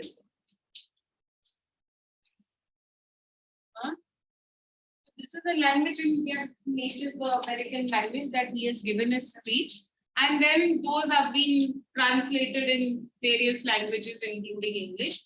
And this, what we are doing, is till now the best translation that is available. So, underline. So over here, Suquamish tribe. Next, path of accommodation and reconciliation with white settlers. First para, last lines. Then the second line, gentle irony. Then third line, ecological responsibility and respect of Native American beliefs, traditions, land rights. Sab kuch. Here he talks separately about each of these things. About their traditional beliefs, about their religious beliefs, about their land rights. White settlers means the British, the whites. The city of Seattle in the state of Washington in the USA is named after him, after Chief Seattle.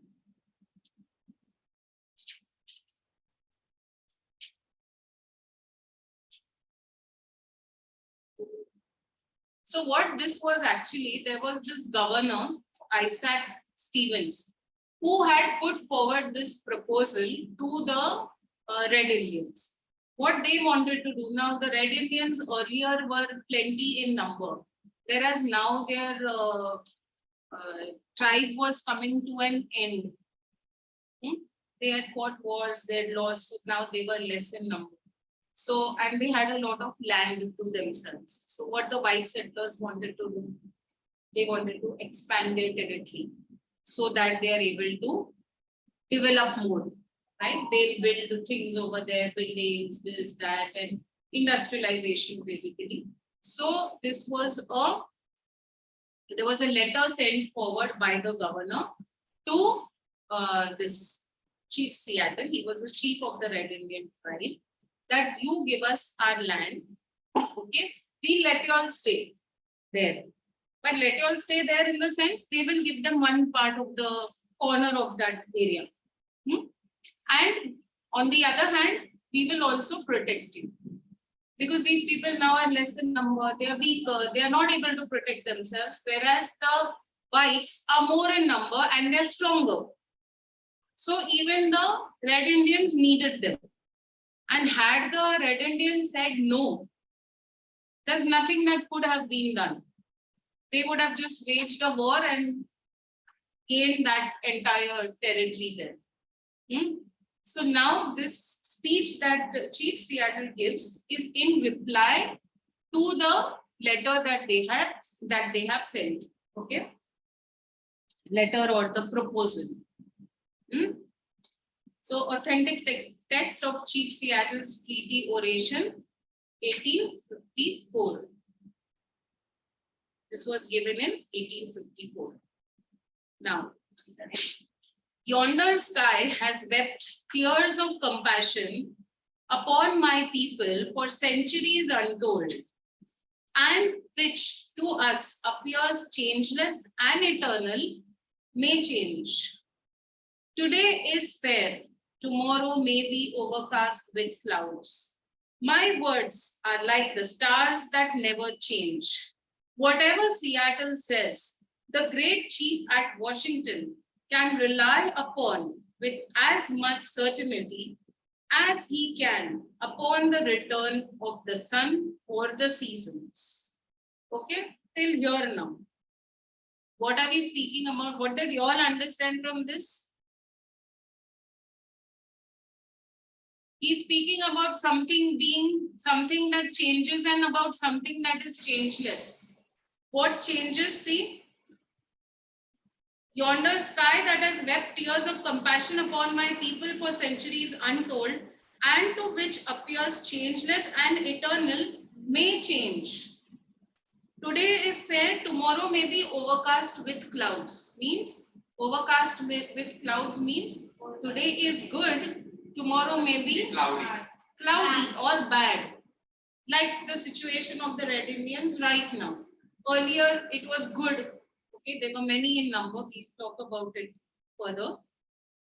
But now there's a downfall. So that he's saying may change. But what is he saying? That will never change. My words, what I speak. My words are like the stars that never change. Whatever Seattle says, the great chief at Washington can rely upon with as much certainty as he can upon the return of the sun or the seasons. How the sun sets and it's going to rise. You're not going to think that, oh, will the sun rise tomorrow? Oh, if it's risen, you won't think, will it set today? Right? Or the seasons, one season follows another.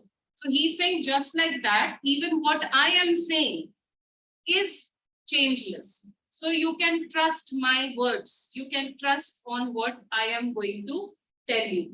Okay?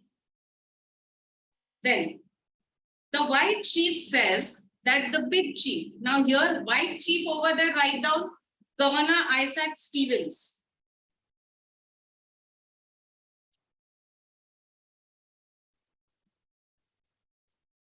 Governor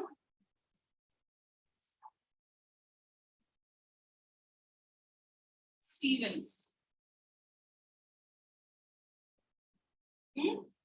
says that the big chief is President Franklin Pierce.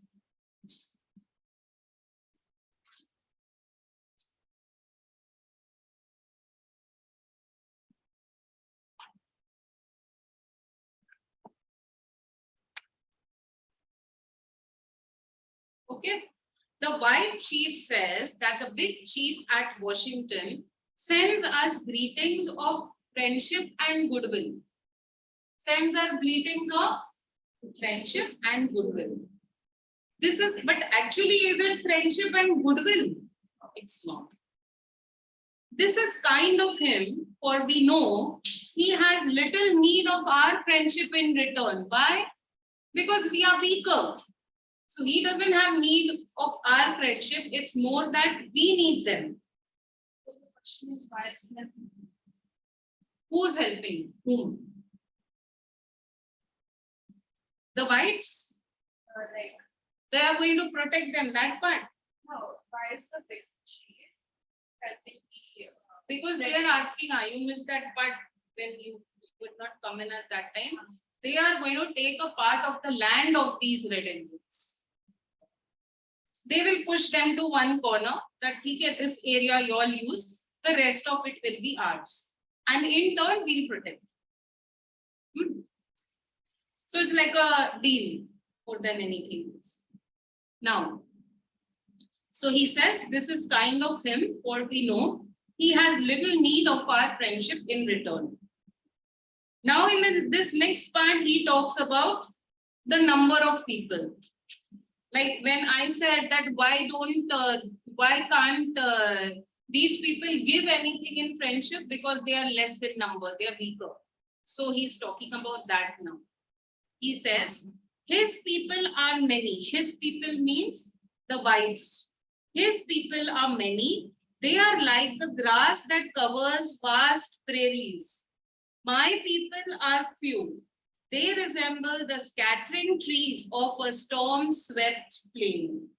So what are the comparisons that he's making? His people are like the grass that covers the vast prairies. Prairies are what? Green grasslands.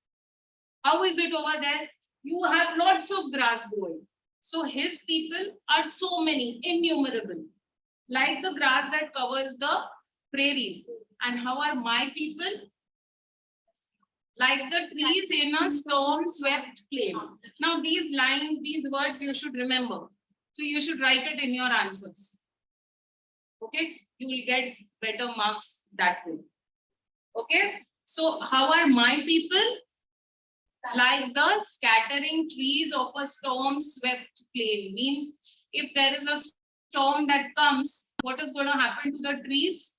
Most of them will get destroyed. There will be, yes, a few here and there would be left. So my people are like that, that a storm has come and gone and most of them have died. Whereas your people are like the grass that covers the prairies, vast plains. The great, and I presume good, by chief sends us word. That word means they've sent a letter. Okay, it's a proposal that has been sent. So sends us word that he wishes to buy our land, but is willing to allow us enough to live comfortably. He will take the land and he will allow them to live comfortably, means that much enough space would be given to them. This indeed appears just. Just here means fair, just, even generous.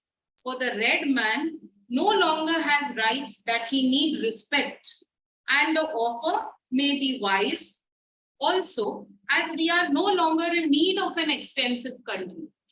We don't need we don't need a big country because we are very few in number. How are we? What example did he give? Like yes, scattering trees on a storm-swept plain. So he says we don't need an extensive country. So the offer that has been given seems to be fair and just. There was a time when our people covered the land as the waves of a wind-ruffled sea cover its shell-paved floor. What is he saying? That there was a time when our people covered the land as the waves of a wind-ruffled sea cover its shell-paved floor. Shell-paved floor means he's talking about the sea. On the floor. How is the floor of the sea? With shells. And my people were like the waves. So many waves are there on the sea. So much water is there in the sea, right? So that's what my people were like earlier. There was a time. So he's reminiscing that now.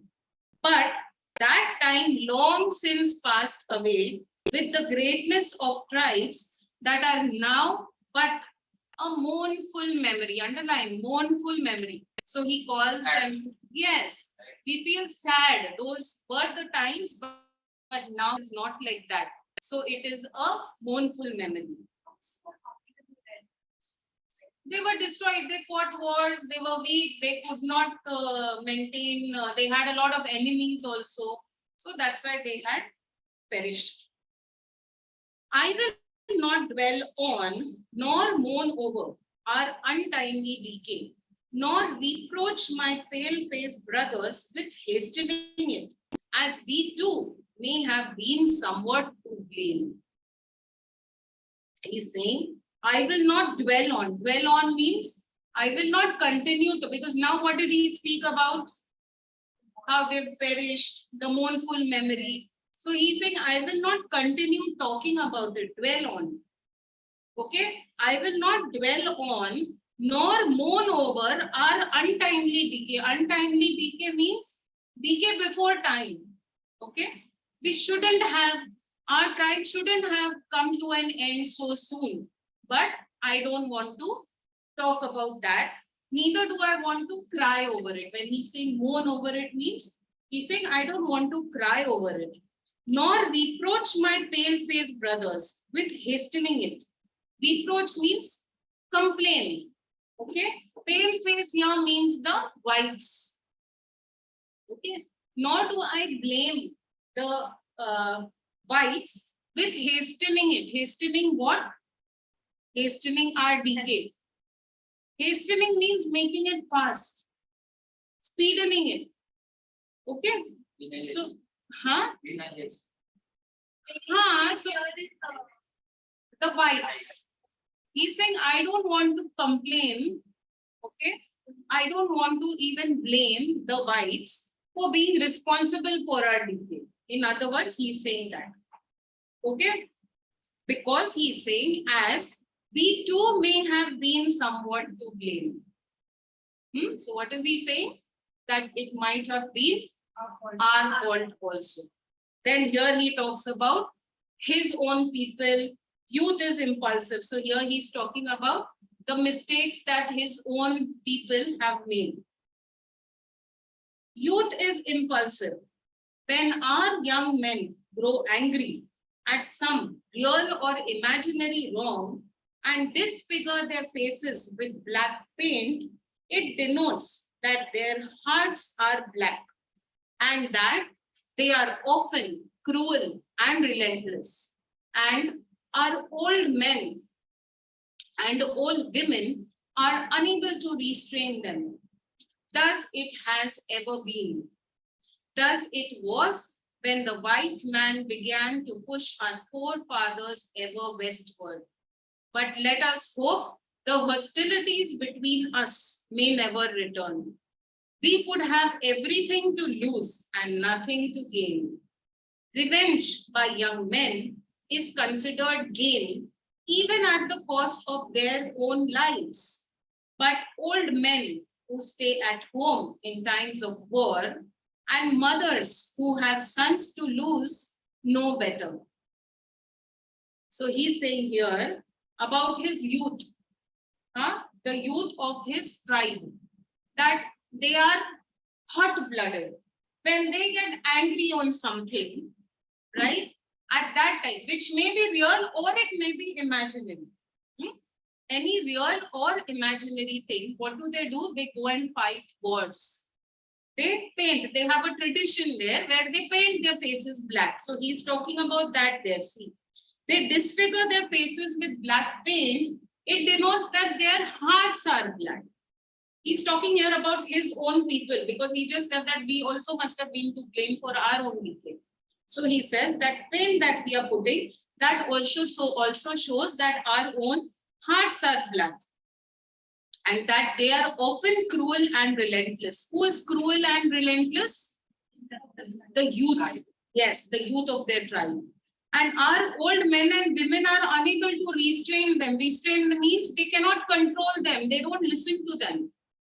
Thus it was ever been. Thus it was when the white man began to push our forefathers ever westwards. Because they had been waging wars, these people had been losing, and a lot of their territory had been taken away. Like it was with India, right? When the Britishers came.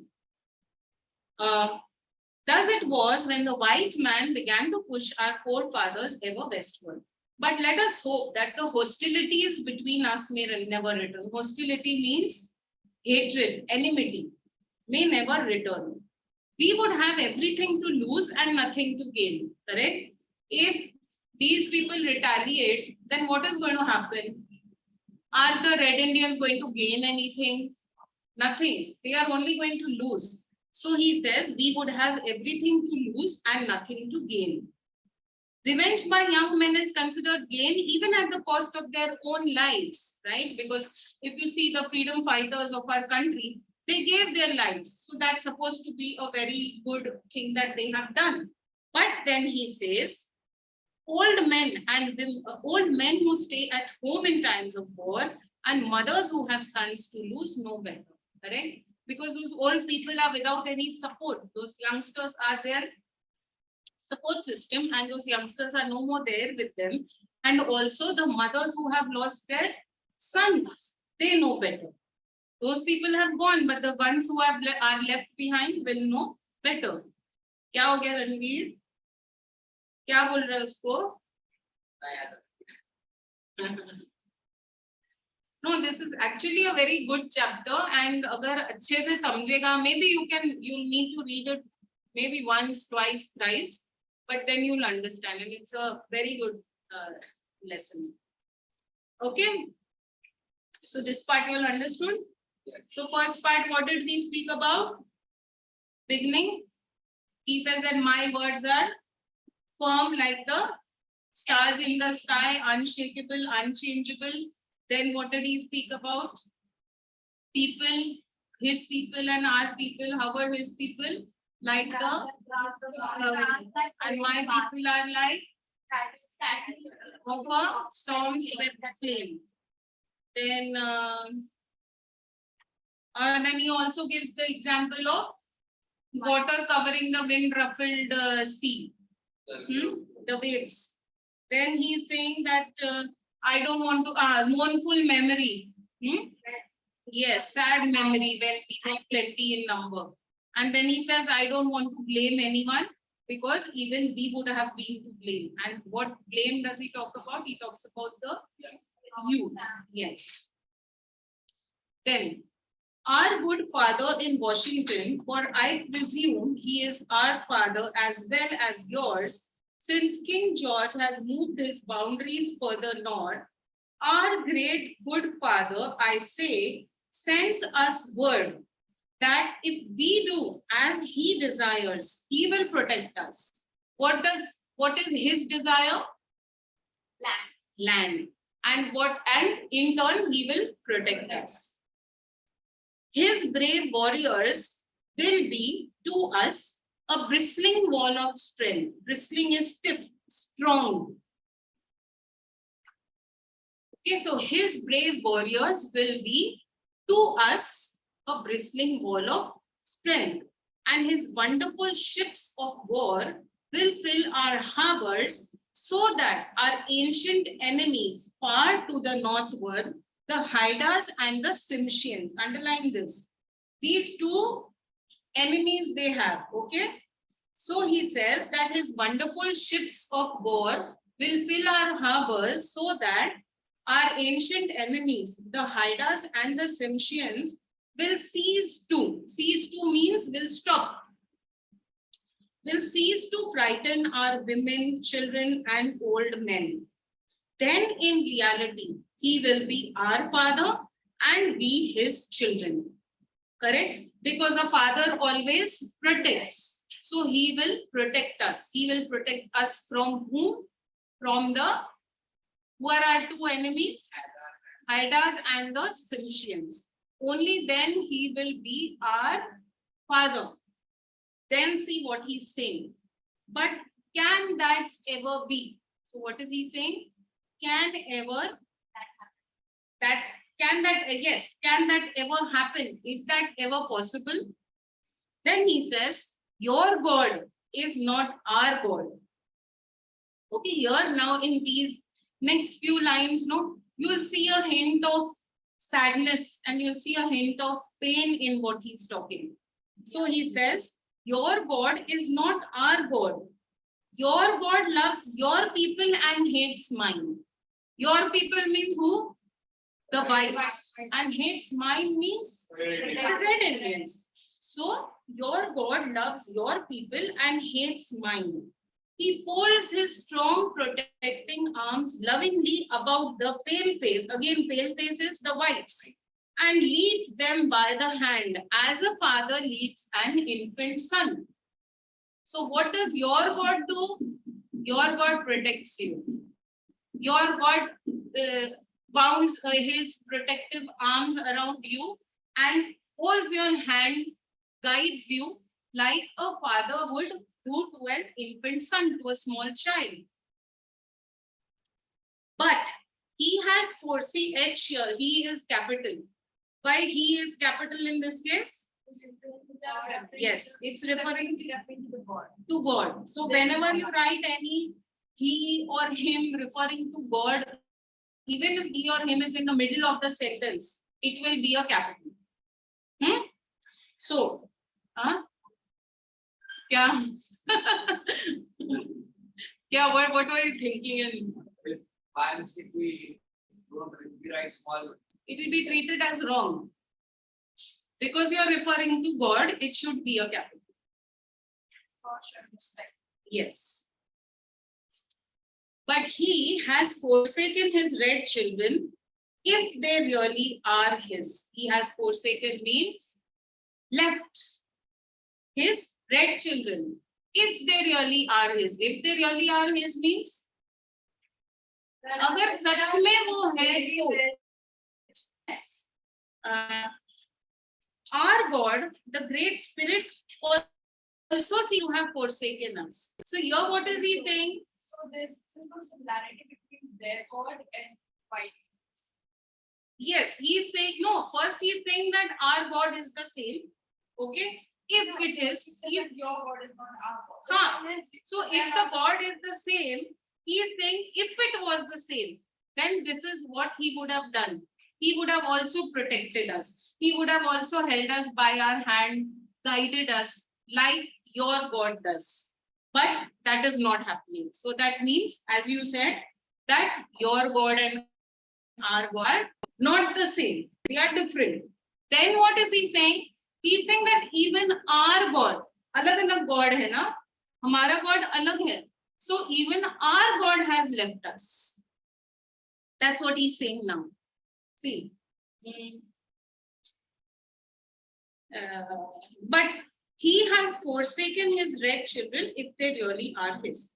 Our God, the great spirit. Okay, the great spirit in the sense these people believe in nature, basically. Okay. So he's saying, our God, the great spirit, also seems to have forsaken us. Forsaken means left us. Soon they will fill, sorry, one line missed. Your God makes your people wax stronger every day. Soon they will fill all the land.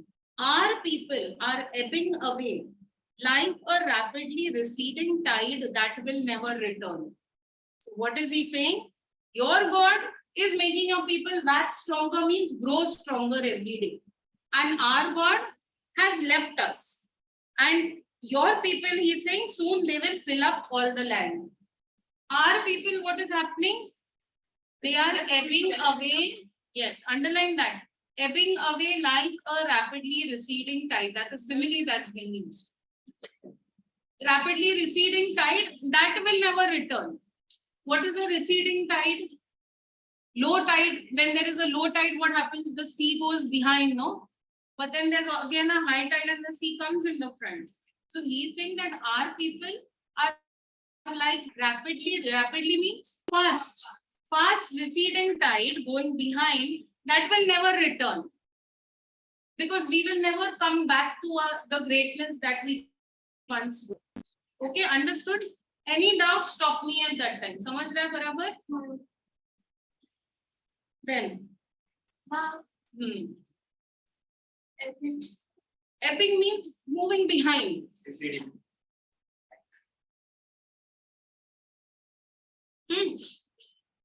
The white man's God cannot love our people or he would protect them.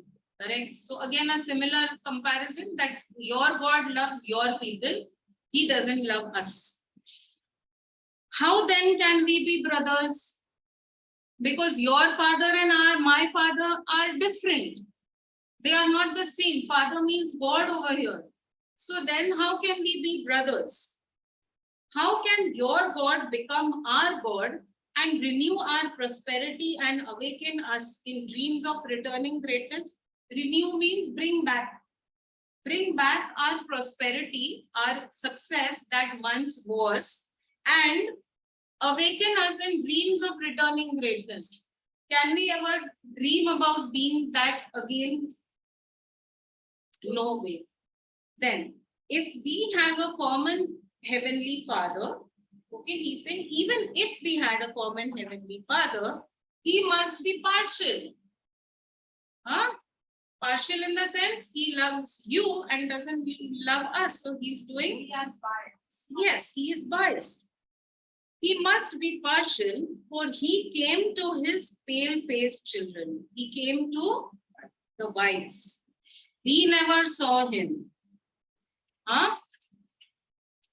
He gave you laws, but had no word for his red children, whose teeming multitudes means big numbers, once filled this vast continent as stars that fill the firmament. We were so many in number before, and he's comparing it to the stars that fill the firmament, sky. Firmament means sky. Huh? Why do we use such a hard word? He has not used these words. These are words used by the person who has translated. What is the meaning of Great big numbers. Firmament sky.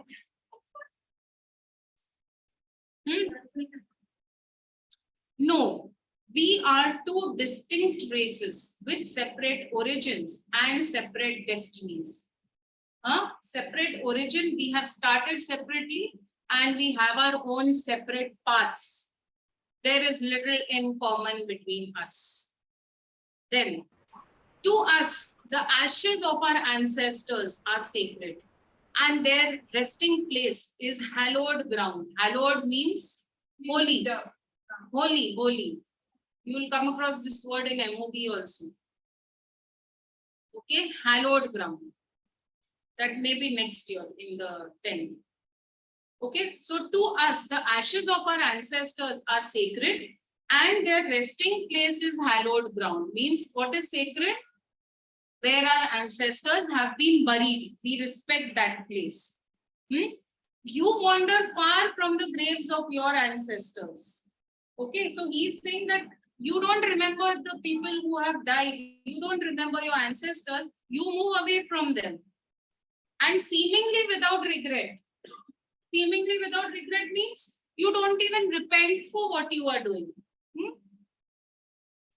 Your religion was written upon tablets of stone by the iron finger of your God so that you could not forget. Here he is talking about the 10 commandments. Okay, so he's saying, when do you write something when you might tend to forget it? So here now he's saying that your religion was carved on stone. Why? Because you would forget. So to remind you, your religion was written on stone, but it was inscribed on stone. But it was not like that in our case. Why he's saying it's not like that in our case? Because our religion is written in our hearts. We don't need to be reminded. Okay, so your religion was written upon tablets of stone by the iron finger of your God so that you could not forget. The red man could never comprehend or remember it. Comprehend means understand, or remember it. Our religion is the traditions of our ancestors. What is our religion? What our ancestors have passed on to us. the dreams of our old men, given them in solemn hours of the night by the Great Spirit whom we consider as God. So that what was passed on to our old men, okay, that is what we follow. And the visions of our sachems means leaders. Okay, what our people have seen for us, what visions, what they have envisioned for us, that is our religion and is written in the hearts of our people. So what differences in religion did he talk about here? Your religion and my religion? Your religion is right on Hmm. what yours remember, What our ancestors what have our passed on to us, what were the dreams of the old men. Correct. And why your religion had to be written on stone? Because they could forget. You would forget. But Correct. the people, religious people, cannot comprehend or understand. Yes, because their religion is totally different. It is based on the dreams, on traditions.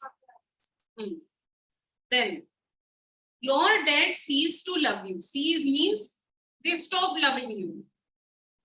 Your dad ceased to love you and the land of their nativity as soon as they pass the portals of the tomb. Pass the portals of the tomb means as soon as they die and wander away beyond the stars. Same thing. Pass the portals of the tomb and wander beyond the stars means as soon as they are dead, your ancestors forget you. And you also forget them. They are soon forgotten and never return. Are dead. Okay? Never forget this beautiful world that gave them being. So he's saying that your ancestors who have died, they also forget you and you also don't think of them. Whereas our ancestors, they hold a lot of value to what gave them being. Being means existence. Okay? So our dead never forget this beautiful world that gave them being. They still love. Okay, here now in the next few lines, he's talking about nature. That they still love nature because these people worship nature.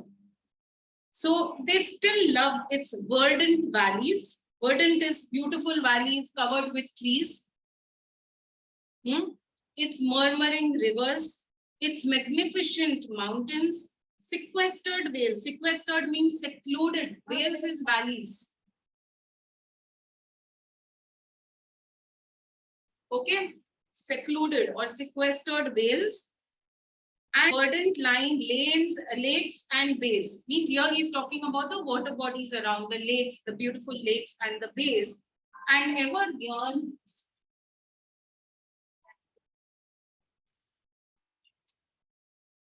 So, and ever yearn in tender fond affection over the lonely hearted living, and often return from the happy hunting ground to visit, guide, console, and comfort them. So here what is he saying? That our dead don't forget our people.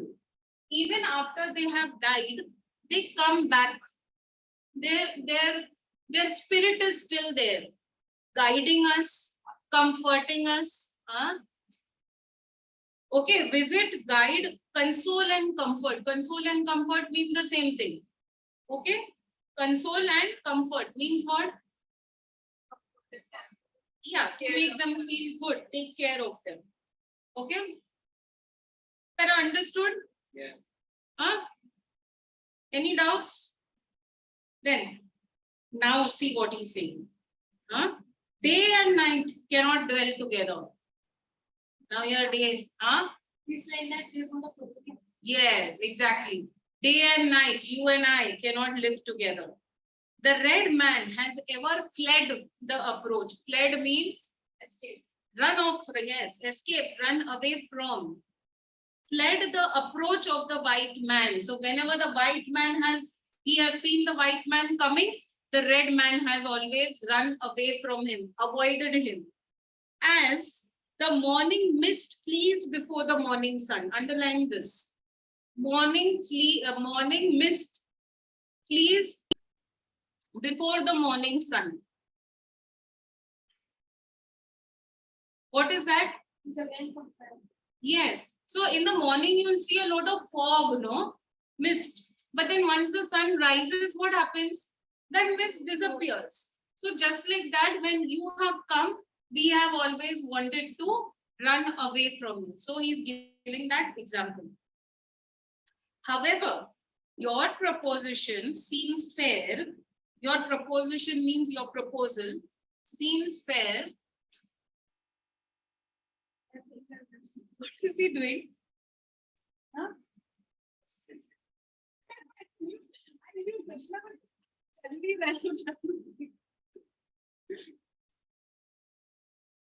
Well, this is a very important chapter of your syllabus. Pay attention.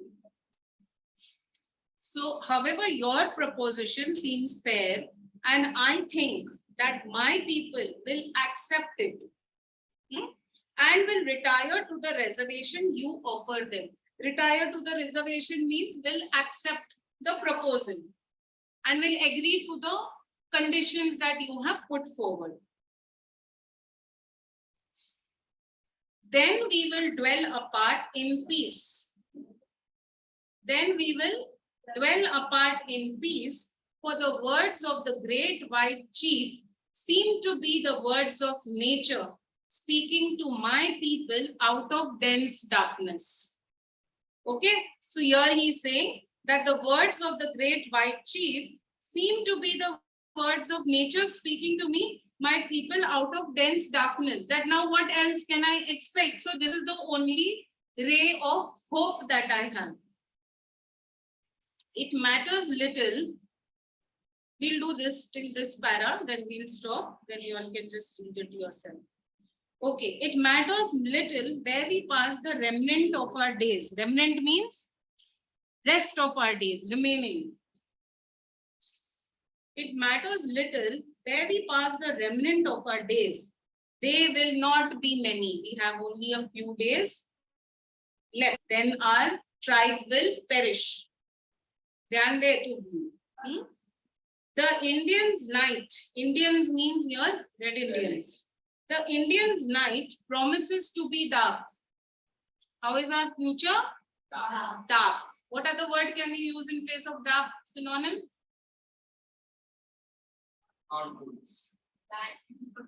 Bleak. B-L-E-A-K. Bleak. Bleak. Bleak means dark. Means no hope. Not a single star of hope hovers above his horizon.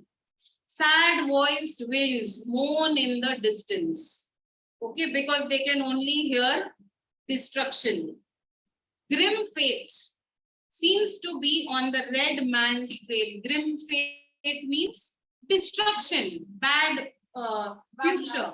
Yes, bad luck. Seems to be on the red man's trail means seems to be following the red man. Here again he gives the example. And whenever he will hear the approaching footsteps of the spell destroyer. Who is the spell destroyer? The white. Yes. His spell destroyer, and prepare stolidly to meet his doom. Stolidly means strongly, steadily, to meet his doom, as does the wounded doe that hears the approaching footsteps of the hunter. So he is calling them hunters, the white men hunters, and them, these red Indians, to be like doe. Doe is what? A deer. Does that song know? You know that song, Doe a Deer? Doe a Deer, that's a nice song. I'll make you hear it later if we have time. Okay, so just like the wounded doe he's saying. Is there, the wounded doe will definitely try to run, but then will the wounded doe have any hope of surviving when the hunter follows? Won't. So he's saying, we will prepare stolidly to meet our doom. Meet our doom means destruction. So he's saying, when you approach, we know that we are going to finish. Okay, just like the wounded doe does when the hunter approaches. Okay, abhi इतना तुम लोग पढ़ो, remaining we'll continue after the break. Just leave it there, don't close. Just leave it. Excuse me, ma'am. Yes. I wanted to ask something that I'm from Avalon, so how are we going to complete the chapter what I have covered in the school? Which are the chapters you've covered? For the class test, daffodils is covered and the old man at the bridge is covered and Merchant of Venice Act 1 Scene 1 is covered. Achha. Okay, that we'll see. You can speak to the people you're coordinating with from UP, so we'll find a way out. Which school are you from? Avalon Heights International School. Sanpada. Then that we'll see. We'll find a way to work that out. Okay, ma'am. Now, whatever we have done so far, are you able to understand clearly? Yes, ma'am. But firstly, change that name, your thing over there on Zoom. It says, yeah, boy. So Actually, change I can't change my name because I'm not given the permission to change my name. Sign in with it. Somebody has given you permission to write, yeah, boy, and not giving you permission to write your own name. No. What's the problem there? As my Gmail account, it is written like that. So, Achha. So change it, and it doesn't depend on your Gmail account. From being within Zoom, also you have that option. So find out. yeah, in participants, I've gone there, but it is only showing me to mute myself, not to change. Yeah.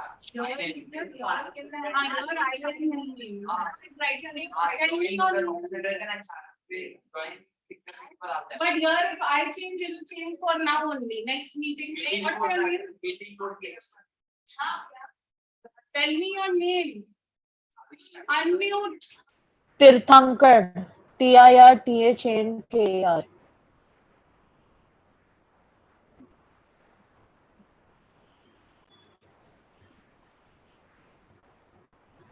हम लोग को extra break देगा.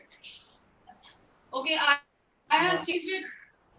Yes, ma'am, it is I have showing. changed it for now, but each time it won't be possible. So you find a way out to change your name. Okay, learn from someone how to do that and do it. And also, I Okay. noticed that you had kept your video off. So No. while you are online, make sure the video is kept on. Yes, ma'am, I kept my video off for some seconds because I was changing my location. Okay. Henceforth, be in one place. So don't change your location so that you're settled in one place for the class. Okay. Okay, ma'am. Huh?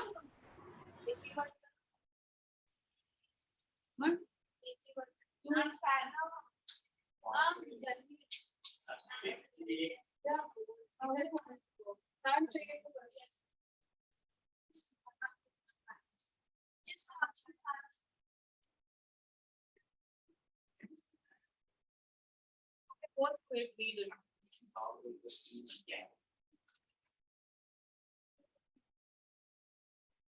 Just go through what we have done till now. Afterwards, after reading, you will get my rights. Or take break. Oh, you have to break now. Now, in next 2 minutes, you'll have a break. I'm not taking a break away from you. I'm just telling you that whatever time you have. Yes.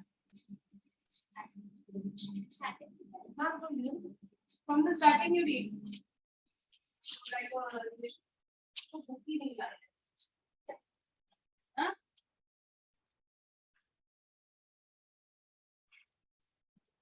ठीक है नमूना आज का. Rest everyone has work. See? देखो दूंगी ये उसने बोल. It was some who would get it. So And the bill is now. Ma'am कभी भी दूसरा जो टाइम टेबल है उससे उल्टा ही Look, that happens. Because scientifically, what comes over there is, what is affected by the mighty force? The mighty force. The force? The mighty force. Force, force. Force is force. What are they referring to? Read the full sentence. A few more moons, a few more winters, and not one of the descendants of the mighty force that once moved over the broad land or lived in happy homes protect his particular. Ma'am, you are next. You said right to read. Right. The mighty force, the red Indians. I had said what was. I thought you meant this. नीचे का जितना किया Okay, there's a 5-minute break, okay?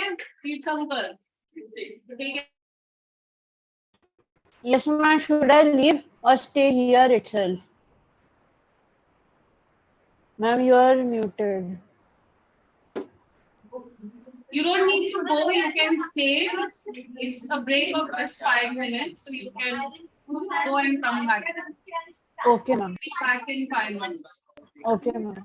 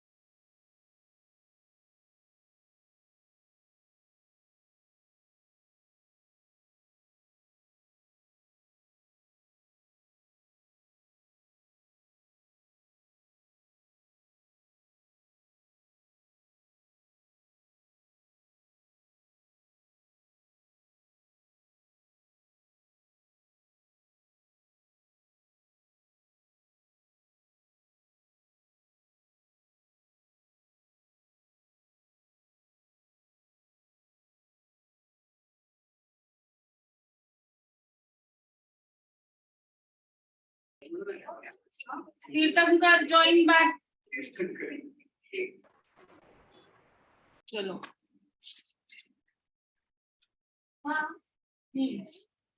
Then will you give us the chance to do? The chance. Yes. Number one chance. We'll do one thing. This class is still 30, no? 35, no? 35. How much left? 45 page. Huh. 45 page. So let me finish with this part. Maybe another 20 minutes I'll try. Then we can do a reading of the chapter. There's a lot in this. You're seeing if I continuously read this, you're not going to be able to understand. I am number. This chapter needs a lot of explanation. No, no title. Only chief CR. Okay. So now a few more moons. Okay, so let's do this. Then you all can read para by para. Okay. Then how you're going to page by page. क्या श्लोक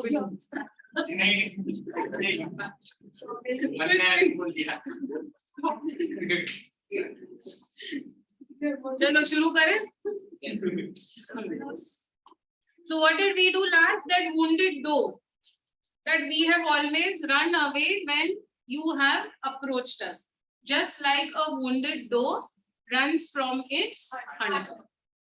Then a few more moons, a few more winters.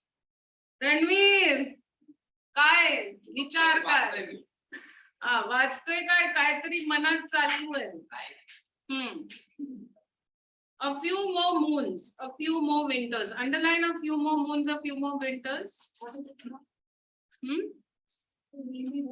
Some more time. Just some more days. Yes. Yes. After a few more years. Right. And not one of the descendants of the mighty hosts that once moved over this broad land or lived in happy homes protected by the great spirit. So who are these happy hosts? Mighty hosts? The red Indians. No longer be there. Of the red Indians there. Yes. They tried to almost. Yes. So protected by the great spirit will remain to mourn over the graves of a people once so powerful and hopeful than yours. Means what? There was a time when we were more powerful than you all also. But why should I mourn? Mourn means feel sad over at the untimely fate of my people.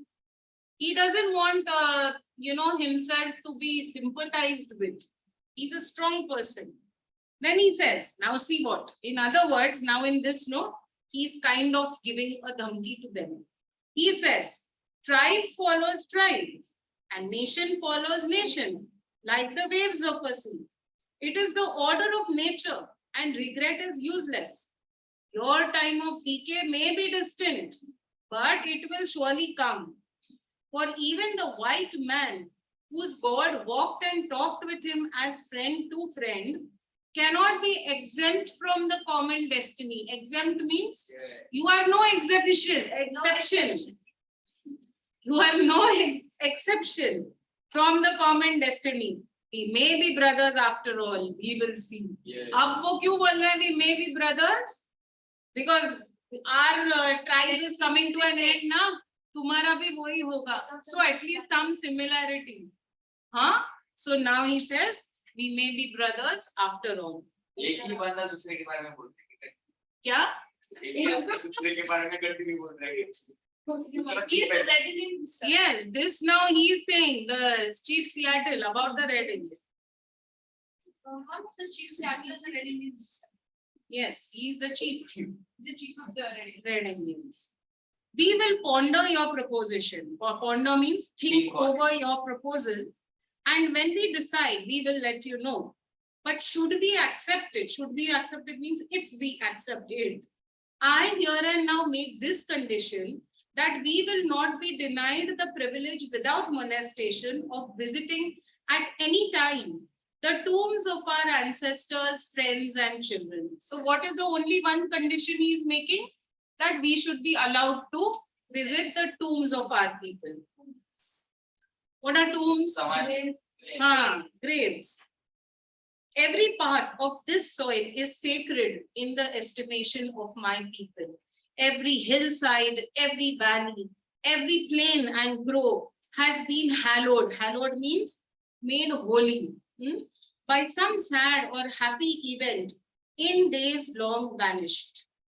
Even the rocks, which seem to be dumb and dead, as they swelter in the sun along the silent shore, thrill with memories of stirring events connected with the lives of my people, and the very dust upon which you now stand responds more lovingly to their footsteps than yours, because it is rich with the blood of our ancestors, and our bare feet are conscious of the sympathetic touch. So what is he saying? That every swelter is heat. So he's saying that every stone that is sweltering, that is getting heated in the sun, although it may seem to be dumb, lifeless, but that also has those vibes. So every place here, every valley, every plain, every rock, every stone, the dust has those vibes in them of our people, and they respond more lovingly to our people. Yeah. Stones are out in the open, no, and they are sweltering in the sun. They're getting heated in the sun. So he's saying, and these respond more lovingly to us than they would to you.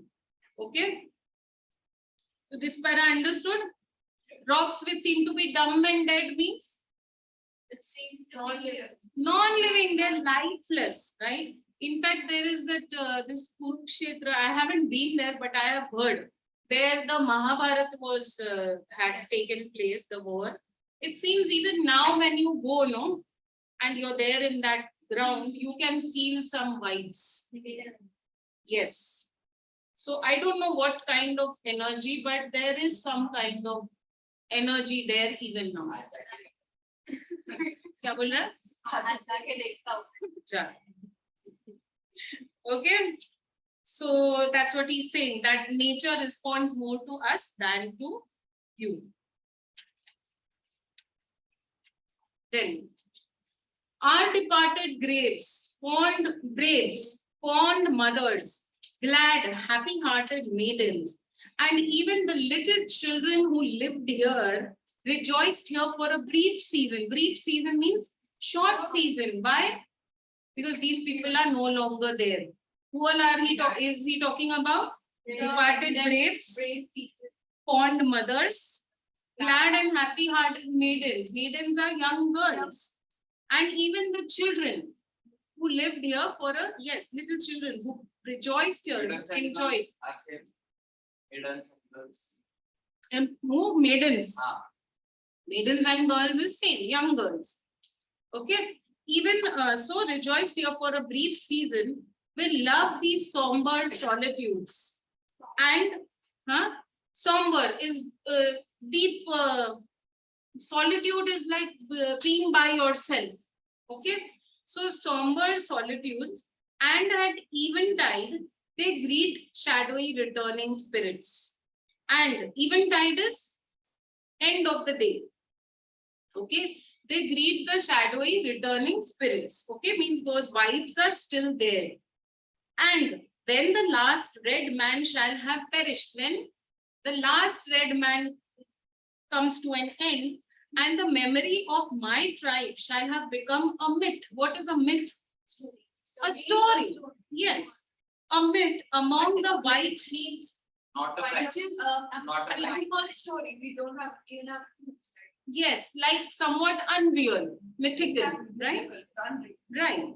So shall become a myth among the white men, that even after many, many years more, these shores, okay, these shores means this place will swarm with the invisible dead of my tribe, means who? The souls of my ancestors would be here. And when your children's children, yeah, there's a little bit of fear that he's instilling in them. Okay. So of my tribe, and when your children's children think themselves alone in the field, the store, the shop, upon the highway, or in the silence of the pathless woods, they will not be alone. ये मत समझना that you are alone by yourself. हाँ, the souls of these people is always going to be there. हाँ, their atma. In all the earth, there is no place dedicated to solitude. There's no place where you're going to be able to be by yourself. Okay. At night, solitude means by being by yourself alone.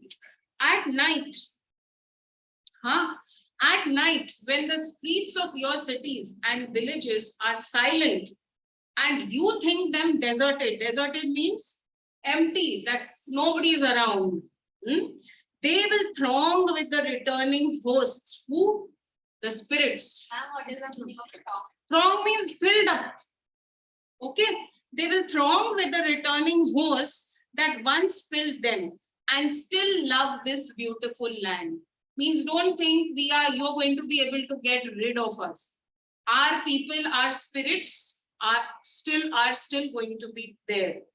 The white man will never be alone. Okay. Then let him be just and deal kindly with my people, for the dead are not powerless. So some kind of a fear he is giving them. Okay. So the dead are not powerless. Dead, did I say? There is no death. Only a change of worlds. Like he said, today it's your day, tomorrow maybe somebody else's day. Just a change of words. Chalo, you all want to read now? Let's start with Tirthankar. Language we didn't do, we did this only. Yeah, I'm asking. No, already saturated in that for today. Tirthankar, Yes, ma'am. start reading. Should First I paragraph. should I start reading from the first itself? Yes, Okay. yes. Yonder sky that has wept tears of compassion upon my people for centuries untold, and which to us appears changeless and eternal, may change. Today is fair, tomorrow it may be overcast with clouds. My words are like the stars that never change. Whatever Seattle says, the great chief at Washington can rely upon with as such certainty as he can upon the return of the sun or season. The white chief says that big chief at Washington sends us greetings of friendship and goodwill. This is kind of him for when he knows he has little need of our friendship in return. His people are many. There are like the grass that covers vast prairies. My people are few. They resemble the scattering trees of storm-swept plains. The great and I presume good white chief sends us word that he wishes to buy our land but is willing to allow us enough to live comfortably. This indeed appears just, need generous, for the red man no longer has right that he need respect. And the offer may be wise also, as we are no longer in need of extensive country. There was a time when our people covered the land as the waves of a wind ruffled sea cover its. Okay. Stop now, stop. I don't want to Okay. read. We are doing para by para. Okay? Okay, ma'am. He'll be able to see all also. So he knows these are the namunas who are here. Huh? Can you see them now? You can connect better, no? That way. तू था online तो तेरे को पता होना चाहिए how it is. That's what more. I get bored, yeah, what, it gets really, you get into it, that's what we just like stare at, okay, next. Chale on. There was a time when people covered the land at the base of a building louder. When referred seed covered self-paved floor, but that time long since passed away. The greatness of tribes that are now but a mournful memory. I will not dwell on nor mourn over our untimely decay, nor reproach my pale-faced brothers with hastening it, as we too may have been somehow to blame. Youth is impulsive when our young men grow angry at some real or imaginary wrong and disfigure their faces with black paint. It denotes that their hearts are cracked and they are often cruel and relentless, and our old men and old women are unable to restrain them. Thus it has ever been. Thus it was when the white man began to push our forefathers ever westwards, but let us hope that the hostilities between us may never return. We would have everything to lose and nothing to gain. Revenge by young men is considered gain, even at the cost of their own lives, but old men who stay at home in times of war and mothers who have sons to lose knows better. Where is that? Cruel and Cruel and relentless. Relentless means they don't give in. No, to relent to something means to give in. So they don't give in means they don't listen to anyone. What they have decided. Not taking advice from anyone, just for Yes, their own mind. yes, yes. क्या तेरा? What happened? Something on people always say once. What is it? What is it? इसको पढ़ने तो turn आएगा ना. What?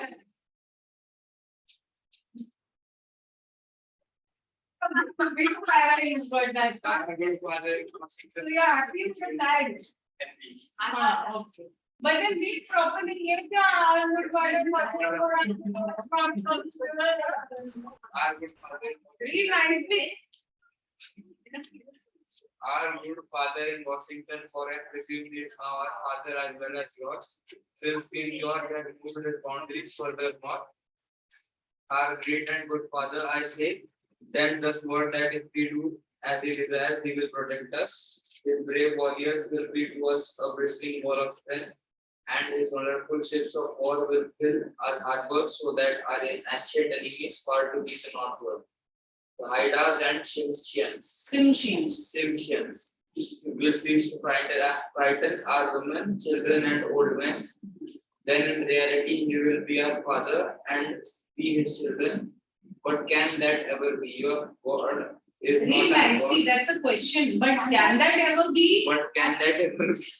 Can that ever be? But can that ever be? Your God is not our God. Your God loves your people and hates mine. He folds his strong protecting arms lovingly about the pale face and leads him by the hand, as a father leads an infant son. But he has forsaken his red children, if they really are good. Our God, the great spirit, 6,000 forsaken. Your God makes it. Read. You know, your God makes your people back stronger. Read. What is he laughing about? No idea. Huh? What happened? What is he doing? Tirthankar is sitting quietly over there. Tirthankar, you are able to listen to me, no? Yes, ma'am, I can listen everyone. Stronger every day, soon they will fill all the land. Our people are ebbing away like a receding tide that will never return. The white man's God cannot love our people or he would protect them. They seem to be orphans who can look nowhere for help. How then can we be brothers? How can your God become our God and renew our prosperity and awaken in dreams of returning greatness? If we have a common heavenly Father, he must be partial, for he came to his faithless children. We never saw him. He gave you law, but had to what Israel children whose seeming multitude one filled this vast continent and the firmament. No. No, we are two distinct races with separate origins and separate destinies. There is little in common between us. Okay. Who are the actions? Towards the ashes of our ancestors as a I'm not read properly loudly. What? Excuse me, ma'am. What? Ma'am, I have a class right now, so can I leave? What class do you have? Which we must be able. I have a chess class right now. But you knew you have a class till 8:35, no? Yes, ma'am. Yeah, so then how can you schedule another class when you have this one already? Ma'am, so can I ask the sir to means I will join late, so can I tell him? Yes.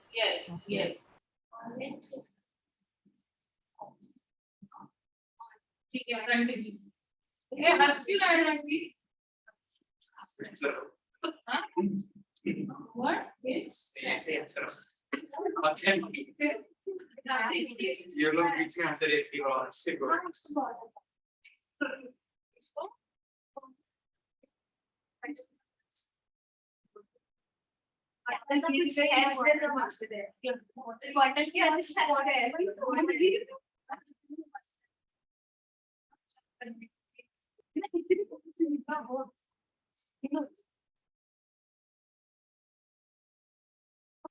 हंसी नहीं उसका हंसी हो भी गया तेरा सब चालू हो गया हाँ पहली बार इतना आसान पढ़ के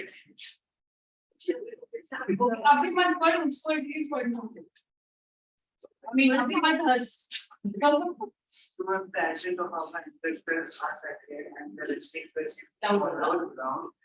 You wonder far from the states of the ancestors. Ma'am, actually, I'm not able to hear clearly. Yeah, he is reading it a little softly. That's what I'm telling him. Be loud. You wander far from the ways of your ancestors and seemingly without regret. Your religion was written upon tablets of stone by the iron finger of your God, so that you could not forget.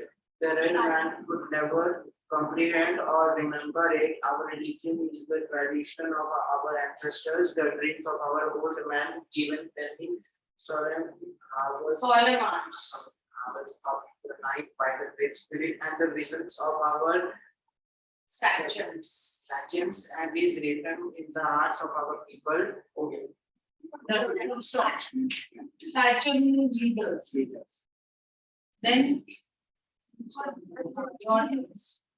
your dead cease to love in the land of their nativity as soon as they pass the portals of the world and wander away beyond the stars. Hey, one minute. Hey, battery पढ़ रही है ना? और पढ़ रहे Your dead cease to love you and the land of their nativity as soon as they pass the portals and wander away beyond the stars. They are soon forgotten and never returned. A dead never forget this beautiful world that gave them being. They still love its verdant valleys, its murmuring rivers, its magnificent mountains, sequestered vales, and golden line lakes and fields. And ever yearn and tender find affection over the lonely hearted living, and often return from the happy hunting ground to visit, guide, console, and comfort them. Thank you. Day and night and all. Actually, you could have gone in front and read, so it will be better. Come here. Yeah. my testing. No, I mean, our call should have gone. Day and night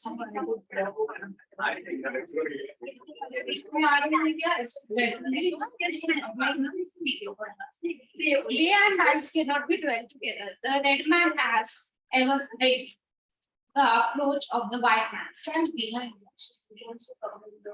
Camera is that I have minimized. No, the camera is on. No, he cannot see the guns. Board, I see him. Board, he can't see. No, mask. No, screen is dark. Just get real. No. Camera. Benches. What? Here in the camera. Yeah, see, it's coming now. See, YouTube. I have minimized it. Stand here. What else? Approach. Approach of the white. It's better. Day and night. Read. As the morning mist leaves before the morning sun,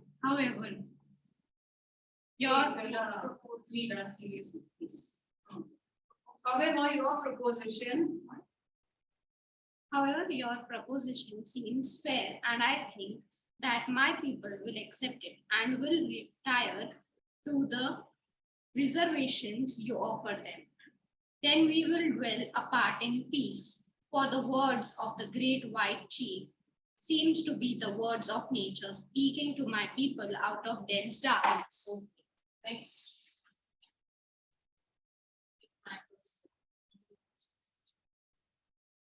बंद नहीं करेगा सीधा देखो side में अभी लोग कितना शांत हैं। You are still pausing yours over.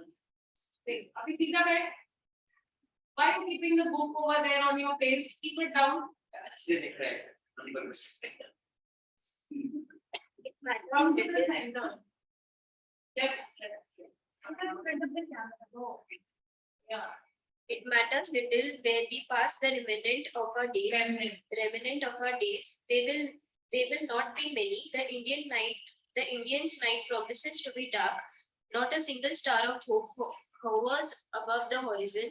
Sad voiced winds moan in the distance. Grim fate seems to be on the red man's trail, and wherever he will hear the approaching footsteps of his fell destroyer and prepare stoically to meet his doom, as does the wounded doe that hears the approaching footsteps of the hunt. Hence, a few more words. ये Full वाला- para, वाला- till we will see. Para by para.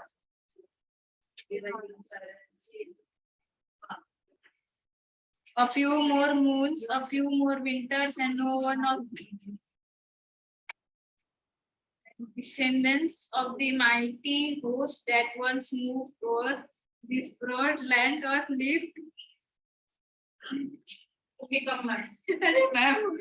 Are you going to read the Document कर दे। Oh, baby. क्या रही है? Same time. A few more उसका बाद में देखेंगे अगर बिना हंसे उसको पढ़ने होगा. A few more moons, a few more winters, and not one of the descendants of the mighty host, that once moved over this broad land or lived in happy homes, protected by the Great Spirit, will remain to mourn over the graves of a people once more powerful and hopeful than yours. But why should I mourn? At the untimely fate of my people? It's a question. So how will you read? But why should I mourn at the untimely fate of my people? My people. Tribe follows tribe, and nation follows nation, like the waves of the sea. It is the order of nature, and regret is useless. Your time of decay may be distant, but it will surely come. For even the white man whose God walked and talked with him as friend to friend cannot be exempt from the common destiny. We may be brothers after all. We will see. No, next she will go. Who is that? He will ponder your proposition. So how many people are left to go? 1, 2, 3, 4, 5 of you, no? So we divide. So divide this into between the two of you. So even she gets a chance. Huh? So you need up to vanish.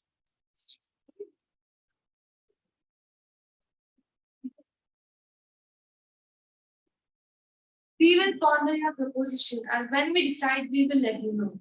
But should we accept it, I here and now make this condition that we will not be denied the privilege without molestation of visiting at any time the tombs of our ancestors, friends, and children. Every part of the soil is sacred in the estimation of my people. Every hillside, every valley, every plain and grove has been hallowed by some sad or happy events in days long gone.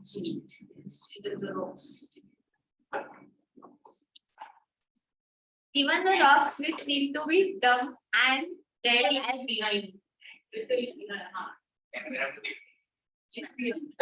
dumb and dead as they swelter in the sun along the silent shore, thrilled with memories of stirring events connected with the lives of my people, and the very dust upon which you now stand responds more lovingly to their footsteps than yours, because it is rich with the blood of our ancestors, and our bare feet are conscious of the simple touch.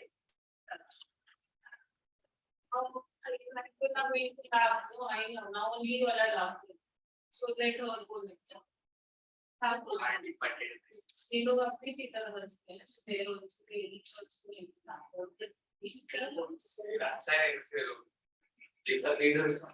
Our departed braves, fond mothers, glad, happy-hearted maidens, and even the little children who lived here and rejoiced here for a brief season, will love these somber solitudes, and at eventide the great shadowy returning spirits.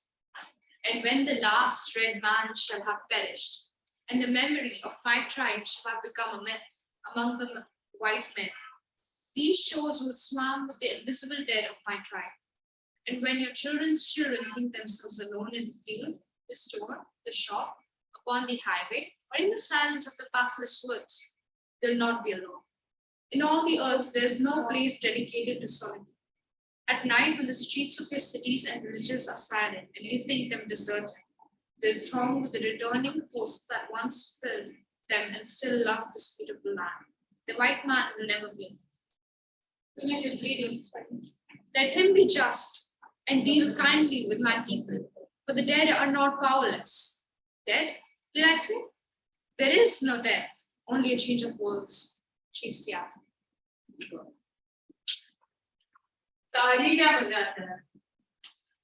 This intro part we had not read. Anyone wants to read? Yes. One of you all who read this. Immediate started. Yes. ये लोग तो हंसने वाले हैं. Amongst the rest of you, this boy and the rest of the girls. 4 of you, she got to read quite a bit now. So between 4 of you and him, anyone?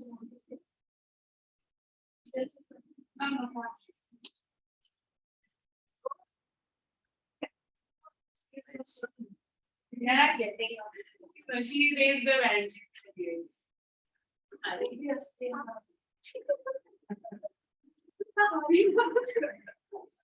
निकाल नहीं इधर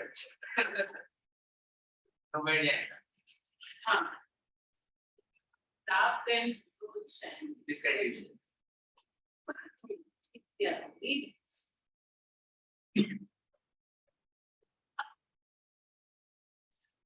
Chief Seattle was Will going you to automatically send you out?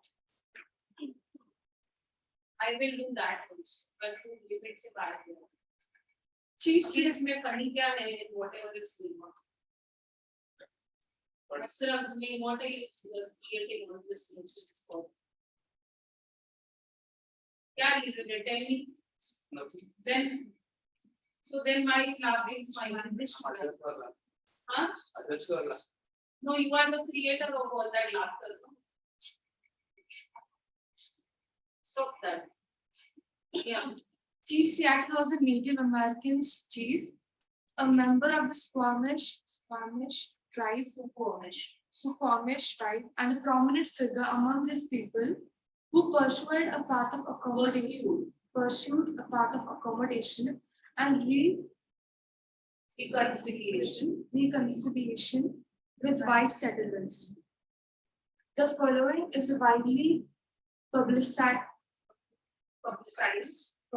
speech attributed to Chief Seattle, in which he argues with gentle irony in favor of ecological responsibility and respect of Native Americans' beliefs, traditions, and land rights. Although what he actually said may have been lost through translation and rewriting the speech or letter attributed to Chief Seattle has been widely cited as a powerful, bittersweet plea for respect of Native American rights and environmental values. The city of Seattle and the state of Washington in the USA is named after him. In order to move your resource books, I'll give you the homework that you need. So you can do it now as class.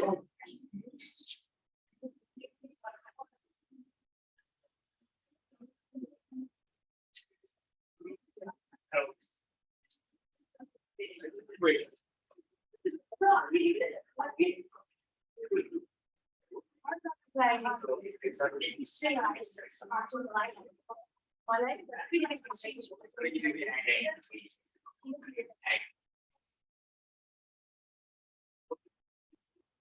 One you are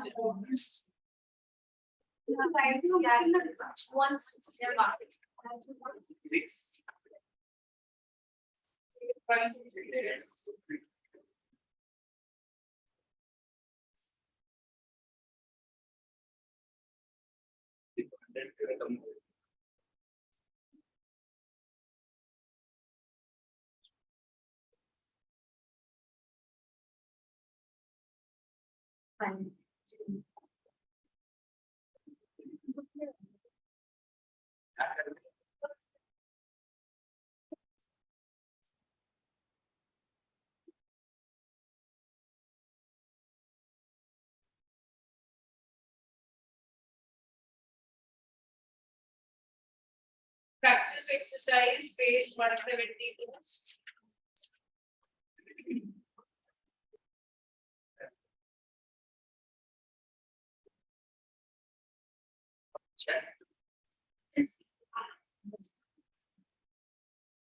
First,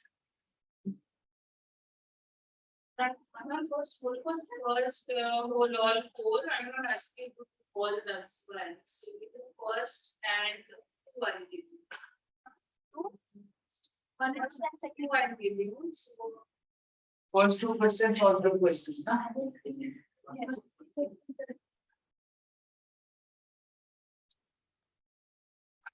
First and third. First and third, all right. First all four and third all five. Tirthankar, did you listen to what I said? Now you have to do it. In first question, Tirthankar, Yes, ma'am. yes, page 172 practice exercise. Do it now. The Page 172. of the Okay. module. Ma'am, I'm just keeping my camera for 1 minute. off for 1 minute.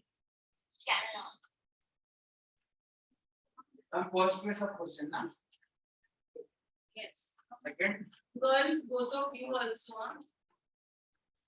First and third I told you. First and third. First and third. Yes, you.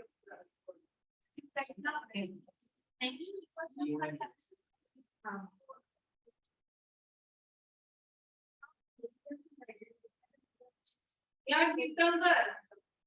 Did you speak to your sir?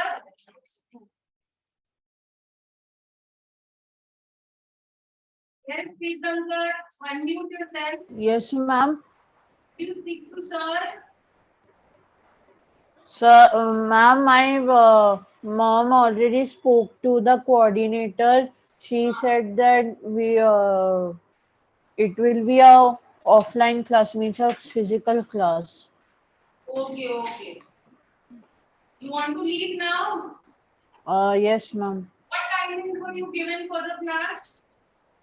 Ma'am, could you please repeat? What timings were you given for the class? Ma'am, your voice is not clear. What time? What timings were you given for the class? I'm not able to hear clearly. Ma'am, could you please come closer and speak, then I can hear. I'm saying what timings were you given for the class? Till now, it is not decided decided at which time will I Class come. for today's class. Tomorrow, I do have a class on UT itself. Okay. Okay, you want to leave? Yes, ma'am. Want to leave? Okay. Yes, ma'am. Okay, leave. Bye, ma'am. Okay, bye, bye.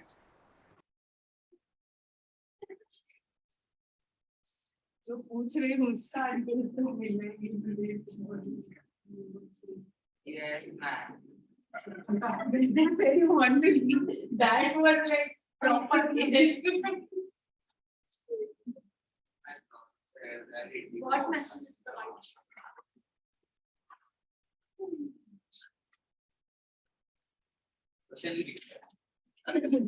रंगी पैसा नहीं करने का वो जो चिढ़ाने का तो आवाज ये वो करता है doesn't look good. Your voice goes there. 1 minute, wait. Your voice goes there and it doesn't look like French. क्या क्या? Sorry with that. Yeah. Okay, see, when you're writing your answers in the notebook, don't you write your questions? When I've given you only two, I think that also go in here from only two. I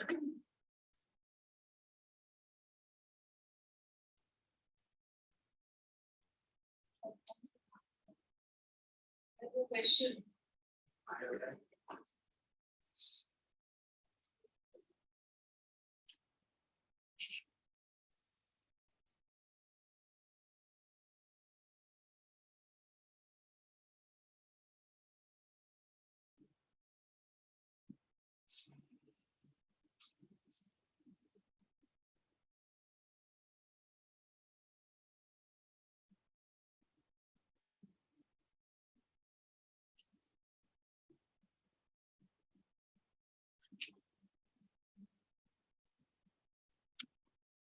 हम rotation revolution में numerical है सब कुछ कर जो भी है सब कुछ कर ले नहीं मतलब चैप्टर में है क्या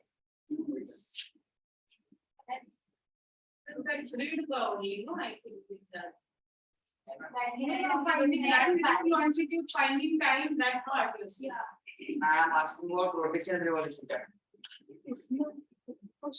That is in the second one. So rotation revolution doesn't have no that equinox and solstice. That's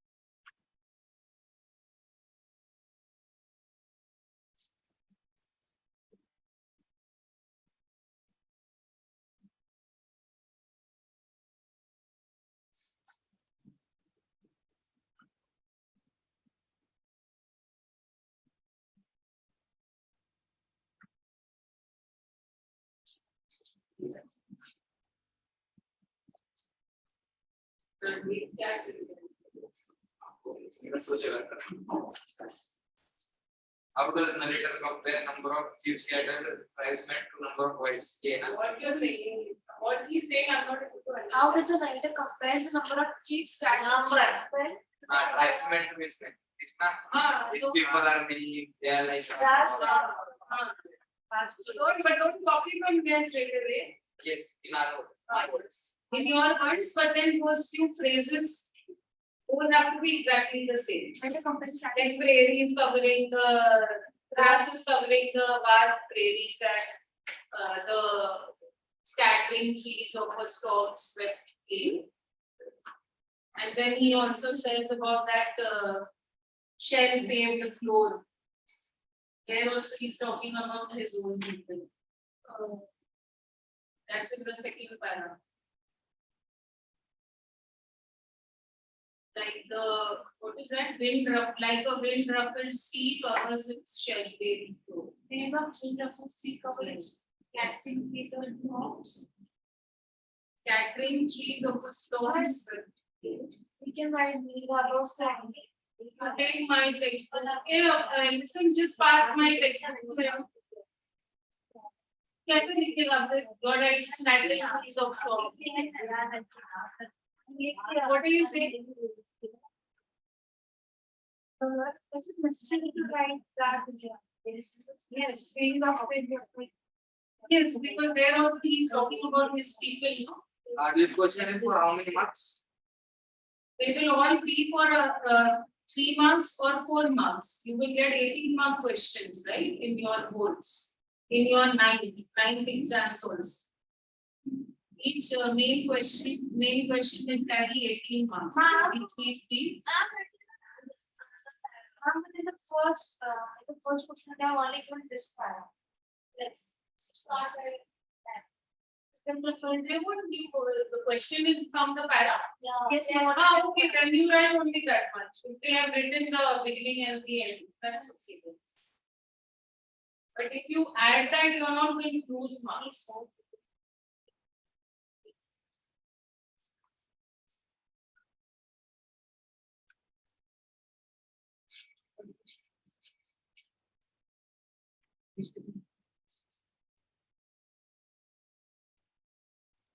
What should we do next in the next class?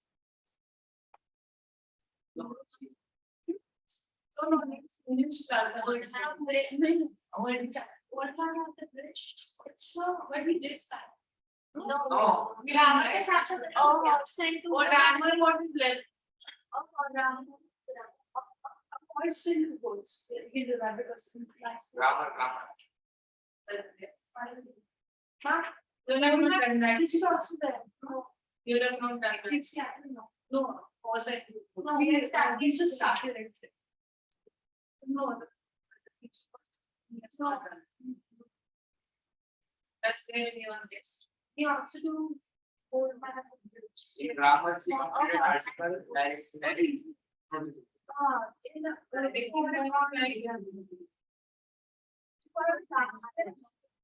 the Articles we did. Will be having MOE happens. We have to do MOE also. You have done. We completed after one. Completed after one.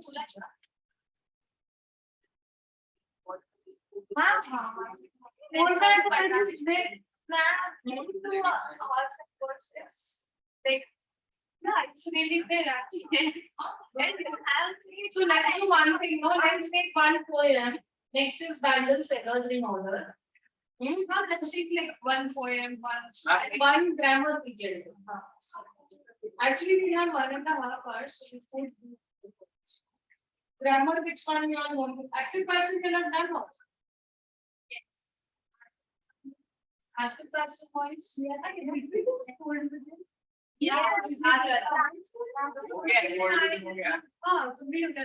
You were online. Online like things. Last week. I was there. Actually, wasn't there. Last 31 days. Yeah, I was So, see, in grammar, now you all have done direct indirect speech, which I did. Degrees of comparison is done. Subject verb agreement is done. Tenses is done. Notice email is done. Yes, yes. Correct? Essay. We did notice writing class. Notice. Let's do one thing. Let's take active passive voice for the next class. And we can do bangle sellers. And one grammar we can take up one more also. Essay what you will do? That you can write as homework. There also there are some set of rules that you need to follow where essay is concerned. What? All the different types, descriptive, narrative, story, argumentative, there's a particular way of writing each. Now there are 5 types and there's picture composition.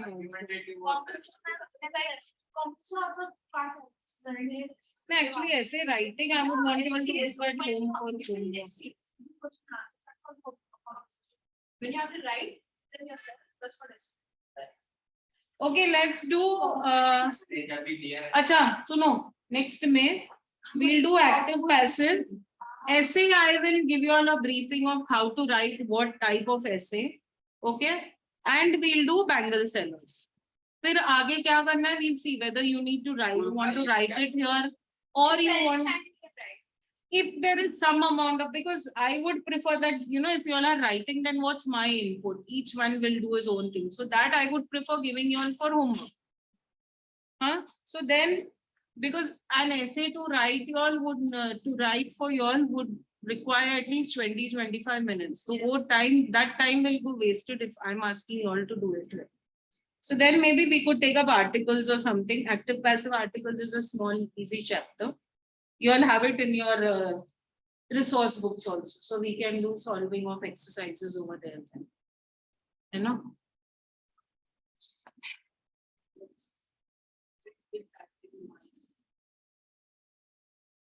See, what do we have to do?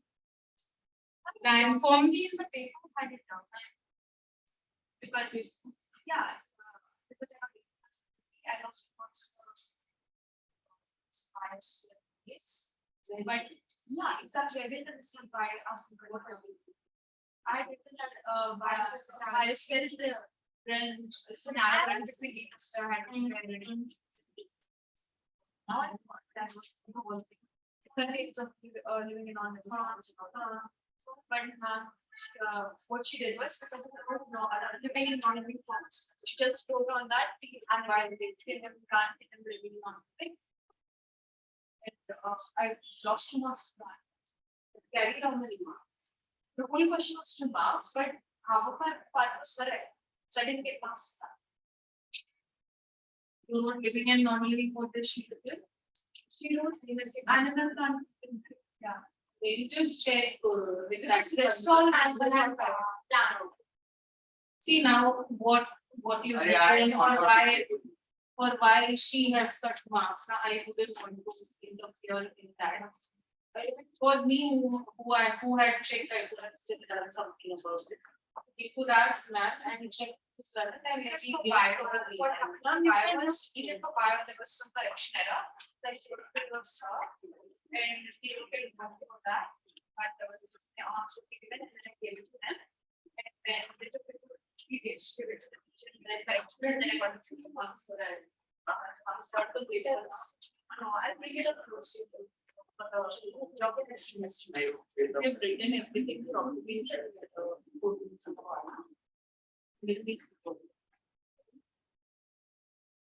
Chalo then. Either it's my understanding, so I'm clear that where did I go? Sometimes it happens, you feel that you've written it correctly, whereas it might not It be. might not be correct. Then- That's the reason I just want Yeah. to clear it so that in the future, if it You comes don't to the need- exams, I don't need it. And you also see once more at home whether it's genuinely your mistake or not. नहीं अभी time है, अभी बैठ तू। Thank you.